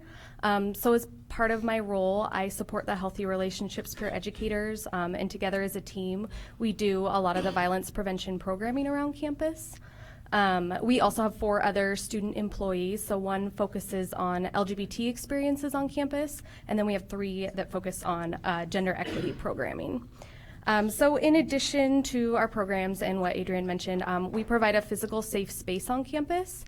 So we have a reservable lounge that we encourage students to use for like student org meetings, projects, anything else they might need that space for. We have an LGBT lounge, which is just another way we encourage that community building. And we also provide a lactation room for nursing parents. So you might have heard there's a lot of national attention on responding to gender-based violence on a college campus. In particular, this response has come up with Title IX and the revisions related to that and the supplementary documents such as the Dear Colleague letters, the VAWA Reauthorization Act, and the White House It's On Us campaign, as well as the hunting ground, which is actually going to be screened here on campus for the 3rd time. There's such a good turnout every time we start this discussion. So our office is the official education and direct services arm of the institution for these matters. That means that our students are the primary providers of in-person education for our students. And as you'll hear a little bit later, we're one of the most important service providers when these issues come up. There's several offices that are very key in responding to students who are seeking support. So as you're likely aware, institutions who don't comply with such laws are at risk for the loss of federal funds, specifically Title IV financial money. So I'm going to share just a little bit about the programs that we do that relate to the laws that Adrienne just went over. So perhaps some of our best known programs on campus are our bystander intervention workshops, and those are focused on sexual assault and relationship violence prevention and giving other people the tools to intervene in situations. Additionally, throughout the year, Healthy Relationships peer educators create different presentations, workshops, and film screenings related to our focus area. So just a few examples. We have pictures on the slide, but we did a trauma-informed yoga event this fall where we also talked about giving referrals and sharing resources in our community. We did a Healthy Relationships Comic-Con, and then something I'm excited about this spring, we're screening a new film about how to support male survivors of sexual assault as part of Victims' Rights Week. So we also serve many departments on campus each year. So that includes housing, student diversity and inclusion, the Honors College, various departments in College of Arts and Sciences, and the ROTC. We have done trainings with football team, basketball team, track teams, and facilitated dozens of sessions in class with students, in addition to our UF 200 programs, students in gender studies, sociology, kinesiology, and really anyone who requests us. So students who engage in our trainings are often exposed to information about their rights and their resources that they just might not have been exposed to before. So when we present on these topics, we aim to validate anyone in the room who might have a survivor background. And then we also work to engage and empower everyone in the room to be part of a culture where people stick up for each other and intervene in unhealthy situations. So additionally, we know that people who survivors who have been or who have friends or family members who have gone through a training on violence prevention are more likely to seek support than those who don't have those people to turn to. So what are we asking for? We're asking for your support in funding a full-time licensed violence prevention and support coordinator. We already have identified within our own budget with some kind of fancy math about $29,000 of the needed $56,500. So we're asking at this time for a near match of about $28,000 from student fees. To reach this request, we ask for an increase of 80 cents for students who are enrolled in 12 plus credits, 10 cents for students who are taking 1 to 11 credits, and 10 more cents for summer school students. And we want to share just a little bit more detailed information about the services and programs that we offer. So while we're responding to these laws and the demand for education proactively, this chart shows that there's a continued demand for our staff to provide quality prevention programs. So you'll notice just looking at 2015-16, this is a partial year, so it's not as high as the other years. We have about 41 programs that we've already offered and 19 others that are scheduled this year. And actually, on our way up here, we just had a fraternity member stop by and schedule another program. So we are keeping super busy. We anticipate that we'll continue to receive those requests during the semester and summer, as has been the case in each previous year. And notably, due to reduced staff availability, we've actually had to turn down opportunities to present. Our office offers, as I mentioned earlier, the majority of in-person violence prevention education to students on this campus. In partnership with student organizations, faculty, staff, campus departments, our staff are facilitating important and sometimes really difficult conversations. These programs are modeled on best practices and promising practices, and they're rated by participants as achieving learning outcomes nearly 90+% of the time. Participants also regularly indicate growth in their ability to understand concepts like characteristics of healthy relationships, methods of intervening in concerning situations, and identifying resources to share with their peers. Presently, we have Megan, who works 20 hours a week as our GA, and one undergraduate peer educator dedicated to this initiative. Our campus would thrive with the addition of a full-time violence prevention support coordinator who could provide direct services as well as oversee programs and conduct meaningful outreach across campus. The support services that I offer include meeting with students, parents, roommates, faculty, staff, and partners to help them understand available resources, as well as to support them in their experiences with stalking, sexual assault, relationship violence, and other issues. The services that I offer are no cost, confidential, and available to anyone. I'm actually, I don't know if I mentioned this, the only person on our campus who offers no cost, confidential support for victims of crimes. So that's pretty unique that we can offer that, but with the addition of my administrative duties, that has meant that I've actually had to turn students away or refer them to other offices because I've been out on administrative committees or facilitating other presentations or meeting with other students in crisis. That's something we definitely don't want to have happen. Because what has happened when those students have been referred elsewhere is they've later shown up in our office because we're actually the place that they need to be at. So you can see in looking at this chart that we've had an increase every single year and looking at our direct services hours. And this is just, I wanted to give us a snapshot in time versus to show that, you know, that this isn't as equal because of the other years are full academic years. So we're just looking at a snapshot from July 1st to February 21st, but you can see that the demand is increasing. And we really suggest that this is related to the amount of outreach that is happening across our campus and also the national conversations that have come up. So with this fee request, we hope to increase staff availability so someone who's in crisis and seeking the unique services that we offer is able to meet with someone closer to their preferred time. This helps students to feel cared about, well served, and is important if they wish to report to police and have evidence collected in a timely manner. So data, stats, that's all super helpful, but we actually want you to hear from people that we've provided support to as well. So this email and the one after just came in the last month, and this is from a mother who reached out. Her daughter was sexually assaulted a couple of months ago and we've been in contact for a little while, but both her and her daughter have been in touch with me for support. It says, Adrian, I so appreciate your help. I hope you know that if there's anything I can ever do to support you in the work that you do, I will. There have been so many wonderful, supportive, professional people throughout this trauma. People who are close to me and who know what has happened often assume that people at a college aren't supportive in situations like this. We've had nothing but support, and we are so thankful. If I can ever give back in any way, we know that will help with healing.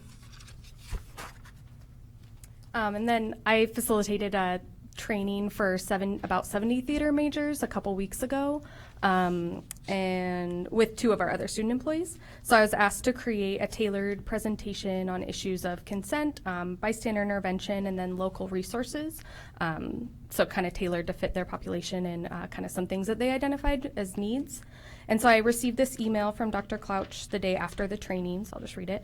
Megan, thank you again for an excellent presentation, thorough, clear, focused on real issues and identifiable solutions, and all 3 of you were personable, energetic, and knowledgeable. You also made a point to talk with our students, not at them. Let's do it again next spring.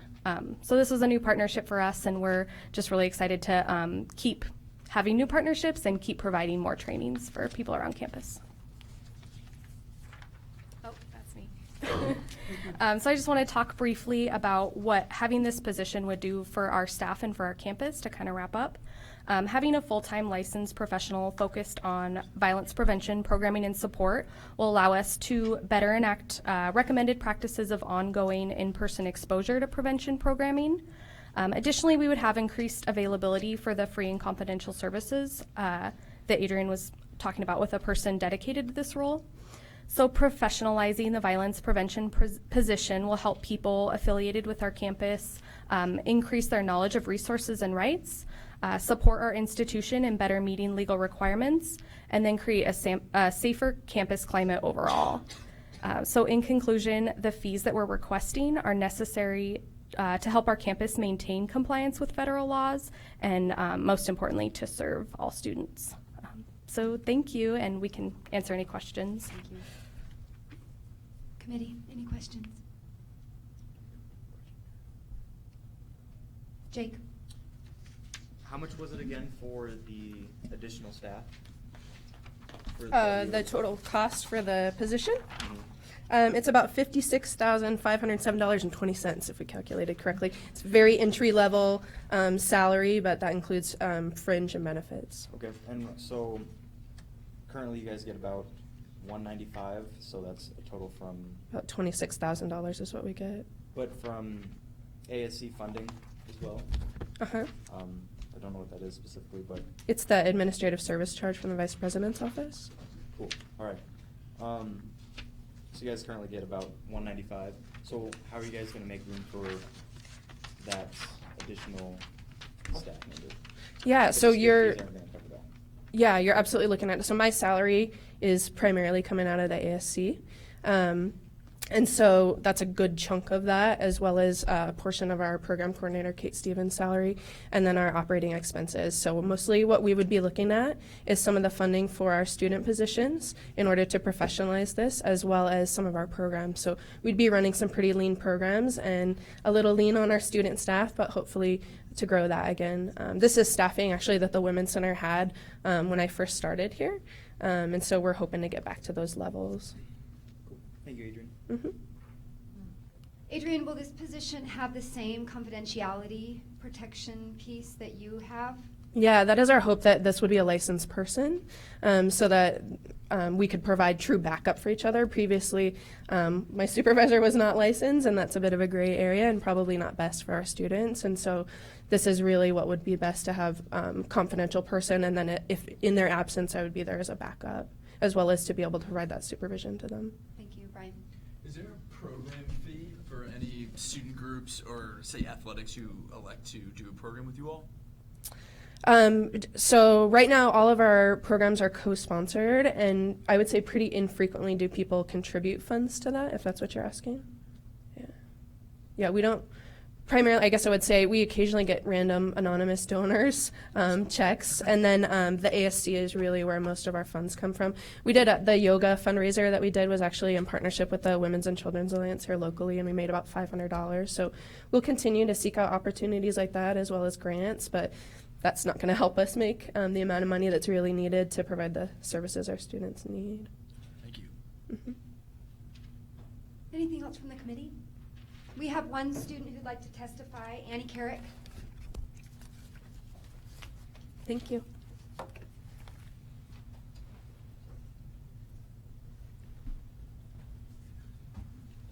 Thank you. Thanks everyone for allowing me to testify today. So I am actually a student here working on my PhD in public policy and administration. My field of study is how university practices and policies can reduce gender-based violence on campus. And the work of the the Gender Equity Center goes directly towards my field of study. They are doing things that are outstanding and really the best practices that we see across the country. So in addition to that, many of you already know me. I'm the Director of Title IX Compliance here at Boise State also. So I'm the person responsible for ensuring that the university meets its federal obligations to appropriately prevent, respond, and remedy gender-based and sex-based violence on campus. And honestly, I cannot do my job and I cannot ensure compliance with these laws without the work of the Women's Center, the Gender Equity Center now. So for example, important to a well-processing university response and support system is the ability for all victims of gender-based violence to talk to an advocate in a confidential setting so they understand what's going to happen to their information and what our processes look like. Therefore, every person who comes to my office and reports gender-based violence receives a referral to the Women's Center or the Gender Equity Center for follow-up services. Since increasing the advertising of these confidential support and advocacy services to those who may be victims of gender-based violence, formal reports to my office have increased significantly. This demonstrates how the center staff builds trust in our university and helps students navigate very complex systems. This very, very capable staff helps our students and allows them to understand our processes and seek the help that they need to be both successful students and members of our community. As a student, I know the Gender Equity Center provides a safe space for all of us. Whether you need a quiet place to study, some camaraderie, or advocacy and support services in the wake of a sexual assault, the Gender Equity Center also provides educational and skill-building programs shown to increase community connectedness and the reduction of sexual assault on campus communities. And they do this along with all of those activities that Adrian and Megan already mentioned. And they do it on a shoestring budget. So to ensure that these services can continue with the quality that we have come to expect as students, I strongly encourage you to approve the Gender Equity Center fee increase request. Thank you. Thank you, Annie. Well, I'd like to invite up Dean Kennedy and Nicole Nimmons to give an, again, information-only presentation on housing and dining. We're going to be uploading our PowerPoints. If you guys want to stand and stretch it over, it's going to take about 2 hours. So get on it very quickly.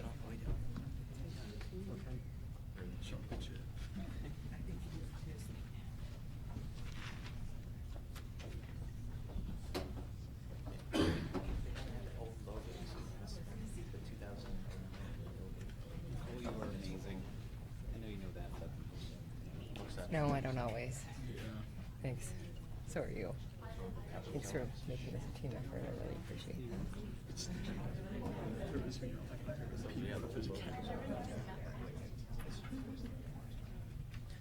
That was perfect. All right, now we can get started when nobody's there.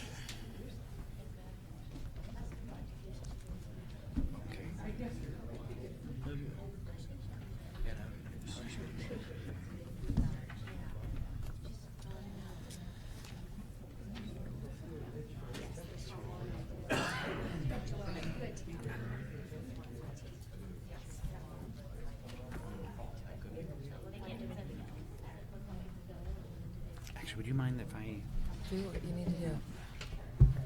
There we go.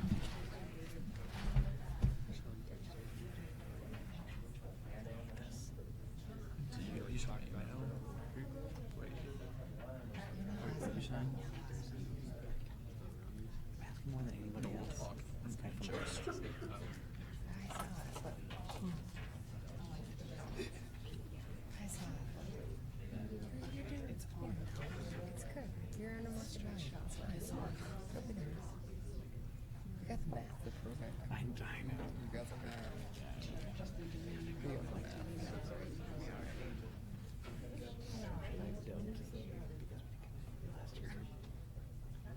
forgot it's in my notes. I told Luke I took it out.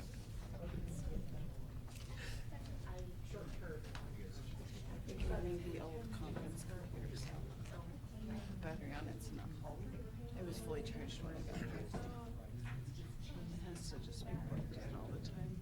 All right, shall I call folks back to That the would be great, table? yeah. Making their way.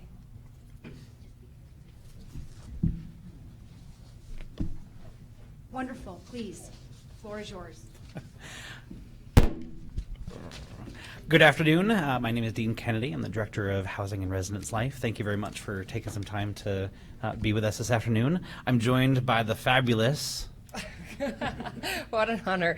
I'm the Acting Executive Director of Campus Services, and I'm Nicole Nimmons. I'm also serving Transportation and Parking Executive Director as well. So this afternoon, we're giving a presentation with fee increases that we're proposing. I will start with housing first and then take some questions and then turn it over to Nicole for dining. So that being said, both housing and dining at Boise State are auxiliary units, which means we're self-supported. This presentation, the housing part and Nicole's follows the handout that you have. So these are some things that are directly related to why costs increase, construction, program improvements, keeping our buildings updated and maintained. So based on that, for this year, for this upcoming year, we're asking for an average of 4.2% increase in student rent. And then for the summer of 2017, which is a year and a half away, we're asking for a 3.2 increase in revenue for our summer conference program. So from a housing perspective, the reasons why we're asking for this rate increase, we still have our administrative service fee, salaries and benefits, utilities. Also, our buildings are getting older. That should not come as a surprise to anybody in the room. We have some new fancy buildings in the Lincoln Townhomes. 11 years ago, Sweet Square, Kaiser and Taylor opened up. With that and then some older buildings, we're finding that we're needing to spend more money to keep those buildings up to par. In addition, our students are coming to campus wanting more amenities, so we've invested a lot of money to increase our wireless infrastructure around campus, carpet, paint, because that's what students are expecting when they show up on campus. Cable TV. This year we were able to roll laundry into rent, which was a request by our students. That has been really well received. That all costs money. And then our revenue has not kept pace with the expenses that we have as a department. So for example, we have examined every single capital project. Leslie and Lynn can attest to this. Every single capital project per year for the next 20 years. So that's roofs, water heaters, HVAC systems, to try to see, okay, what are things that can be pushed out a little bit further so that our cost directly to students for in the short term is as low as possible. So we have done that, and we still, which you've seen in your handout, and I'll show here in a minute, we're still not able to keep up with our buildings with the amount of revenue. In addition, many of you may know that 1,200 bed spaces opened up across Capitol this past year, which many students are living in those spaces. Occupancy-wise, many of them are not above 70%. That's a lot of housing for this market. So what we were estimating for what our occupancy would be for this year is down a little bit from what we were expecting. So that's also loss of revenue for us. So in your packet, I believe that is Table A. You have the rate increases that we're expecting. I won't dive into that. That's a lot of numbers on the page, just to give you a sense as to what we're proposing. So these are all of our residence hall, suite, and townhome rates. So those are licensed bed spaces, so students pay by the bed space. So our apartment rates, they're lease beds or lease agreements, which means they're rented by the unit. So as you can see, we're increasing slightly for our apartments, and right now our apartments have a very high demand. We have over 50 people on different wait lists to get into our apartments on campus, which is great. So moving forward to summer of 17, again, this is in your packet, Table D. What we're proposing. The good thing about our summer conference program is that it doesn't have a direct impact cost-wise to students other than the revenue that helps offset our expenses. So this summer, we're very excited to work with ASBSU to host their conference on campus. But in general, over 97% of our conference groups are non-students. So the revenue that we get from our summer conference program basically takes care of our utilities expenses throughout the year, which means that we're not portraying that expense onto our students. So you have this information. So this is where the not fund starts. This is our operating budget for next year, and the things that I would like to point out. So with our revenue, with this proposed rate increase, if we're able to get this, we'll earn about $11.2 million. The expenses that we're projecting, based on what I shared a little bit earlier, comes out to $10.6 million. That leaves us with $580-ish thousand to do $750,000 worth of projects this next year. Some of those projects include the Chafee roof, interior lighting for Chafee, which has been a request from the students that live in that building, about $125,000 for wireless upgrade, and Clearwater, which has not been touched since it opened 11 years ago in terms of carpet paint. We need to invest money in that. And then unbeknownst to me, this year we found out that we did not budget for water heaters in Suites and Square, which are 7 buildings, almost 200 water heaters. So we have to, and some of you, if you talk to students, we've had to relocate some students because some have busted. So that's an unanticipated expense of $60,000 that we're basically doing for the next several years to replace water heaters. So those are all things that we did not anticipate. So that's just as an FYI, and I swear on my computer you could read that bottom note. Basically talks about the facilities are outdated, and the money that we're setting aside, which for here is $905,000. That's money that we're setting aside to take care of some of those bigger stuff later. So roofs, water heaters, HVAC systems, that kind of stuff. And if we don't put that money aside, in the next year or two, we may not have buildings for students to be in, and that's not okay. Because for us, we want to make sure that buildings are safe and secure. So just to give you a snapshot, you have a much longer chart in your handout. That is table E, I believe. So if you look at some of these numbers, we're basically right in the middle. As a university across all of our peers, so other institutions that are competing for Boise State students, we could find only 5 institutions where our housing prices were more. It's on your chart there: Brigham Young, Idaho State, Lewis Clark, Oregon State, and Utah State and Weber State. I would like to point out that we live in Boise, so our rental rates for students being close to the metropolitan area of Boise and close to the mountains is something that many of these other locations don't have the luxury of having. So in our apartment rates, really similar, but we are at the very bottom. You have what is on here is in your handout. Like we provide the cheapest apartments for our students. We know that we have many graduate students with families that struggle to pay rent, which is why our wait list is so high. So we're really conscious to not raise our apartment rates up to match the demand, because we could totally do that, but we want to make sure that we're providing as affordable housing as possible to all of our students.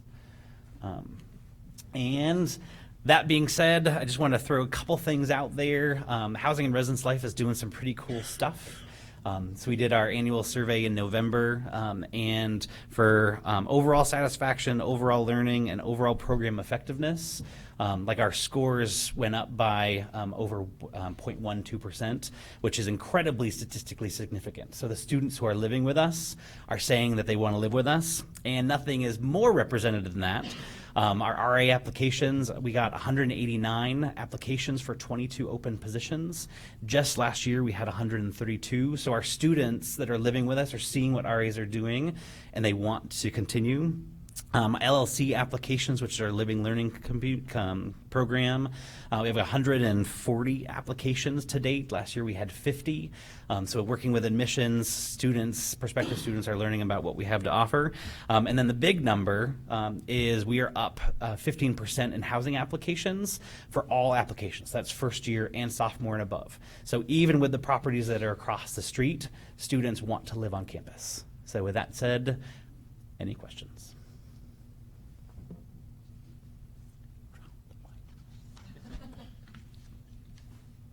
Committee?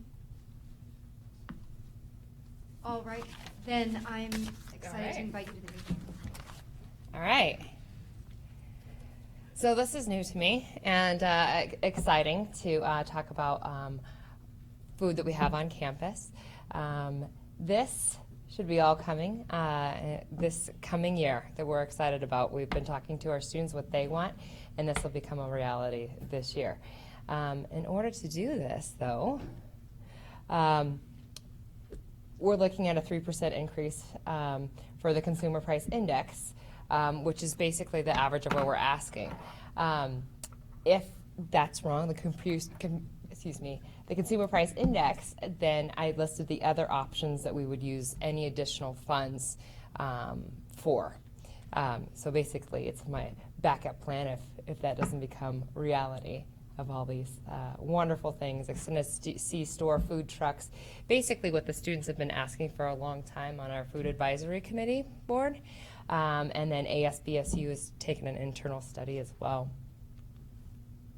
So this is what ASBSU's internal survey that they send out, asking students what they wanted on campus. And this is what we'll be gearing ourselves for in the coming few years on campus with our current an extended Airmark contract.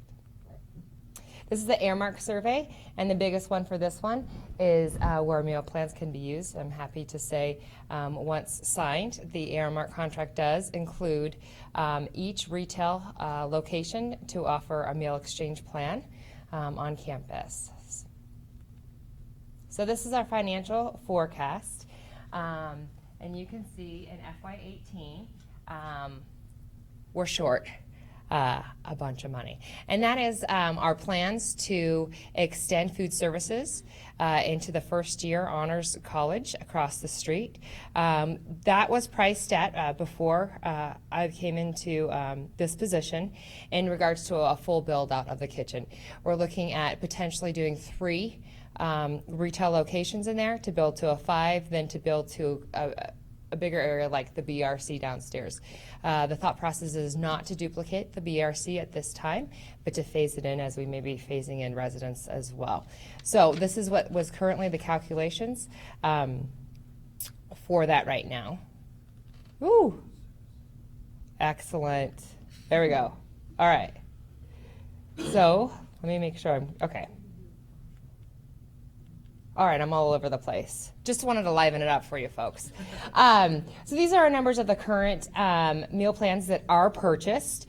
Again, for those of you who may not know what that meal plans are mandatory for residential students on campus. Not all of them, but just first year and yes.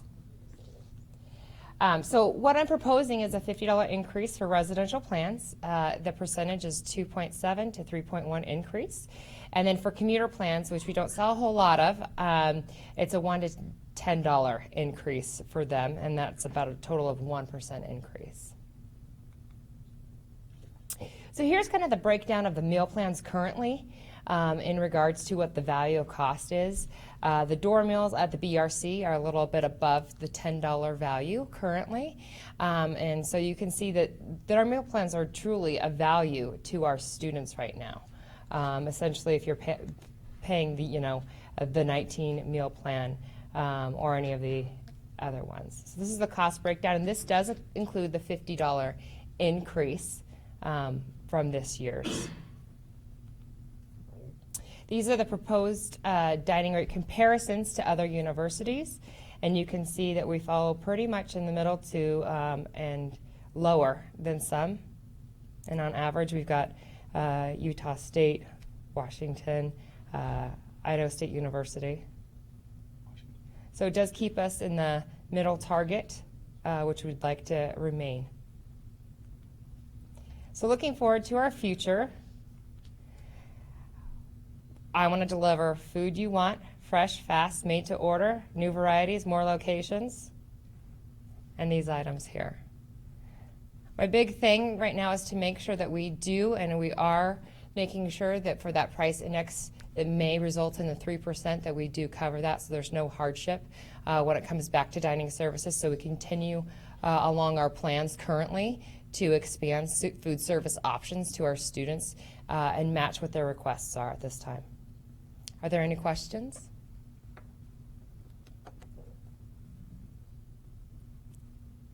All right, well, I yeah. just have one. So the Honors College will have food in the hall?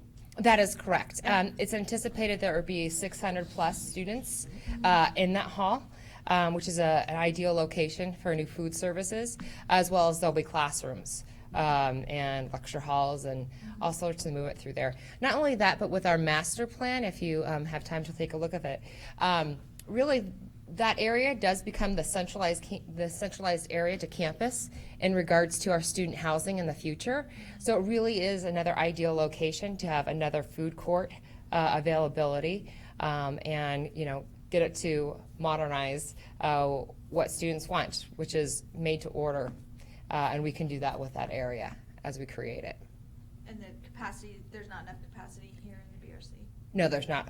There won't be once that is built. There will not be enough capacity for that. Yep. Well, thank you for your time. I appreciate it. Thank you, Dean. Thank you, Nicole. Appreciate your time. Before we adjourn today, first I want to thank the folks who have stayed with us this afternoon. Really appreciate your time and energy. And for the committee, I'd like to turn it over to Stacy in case you want to talk a little bit about Thursday. Thank you. So we will be meeting on Thursday morning at 9 a.m. in the Student Union, I believe the Brink Building. And you should bring your notebooks. You should study the materials and think of the questions that you have, because in this committee meeting is where we will deliberate on each one of these fee requests.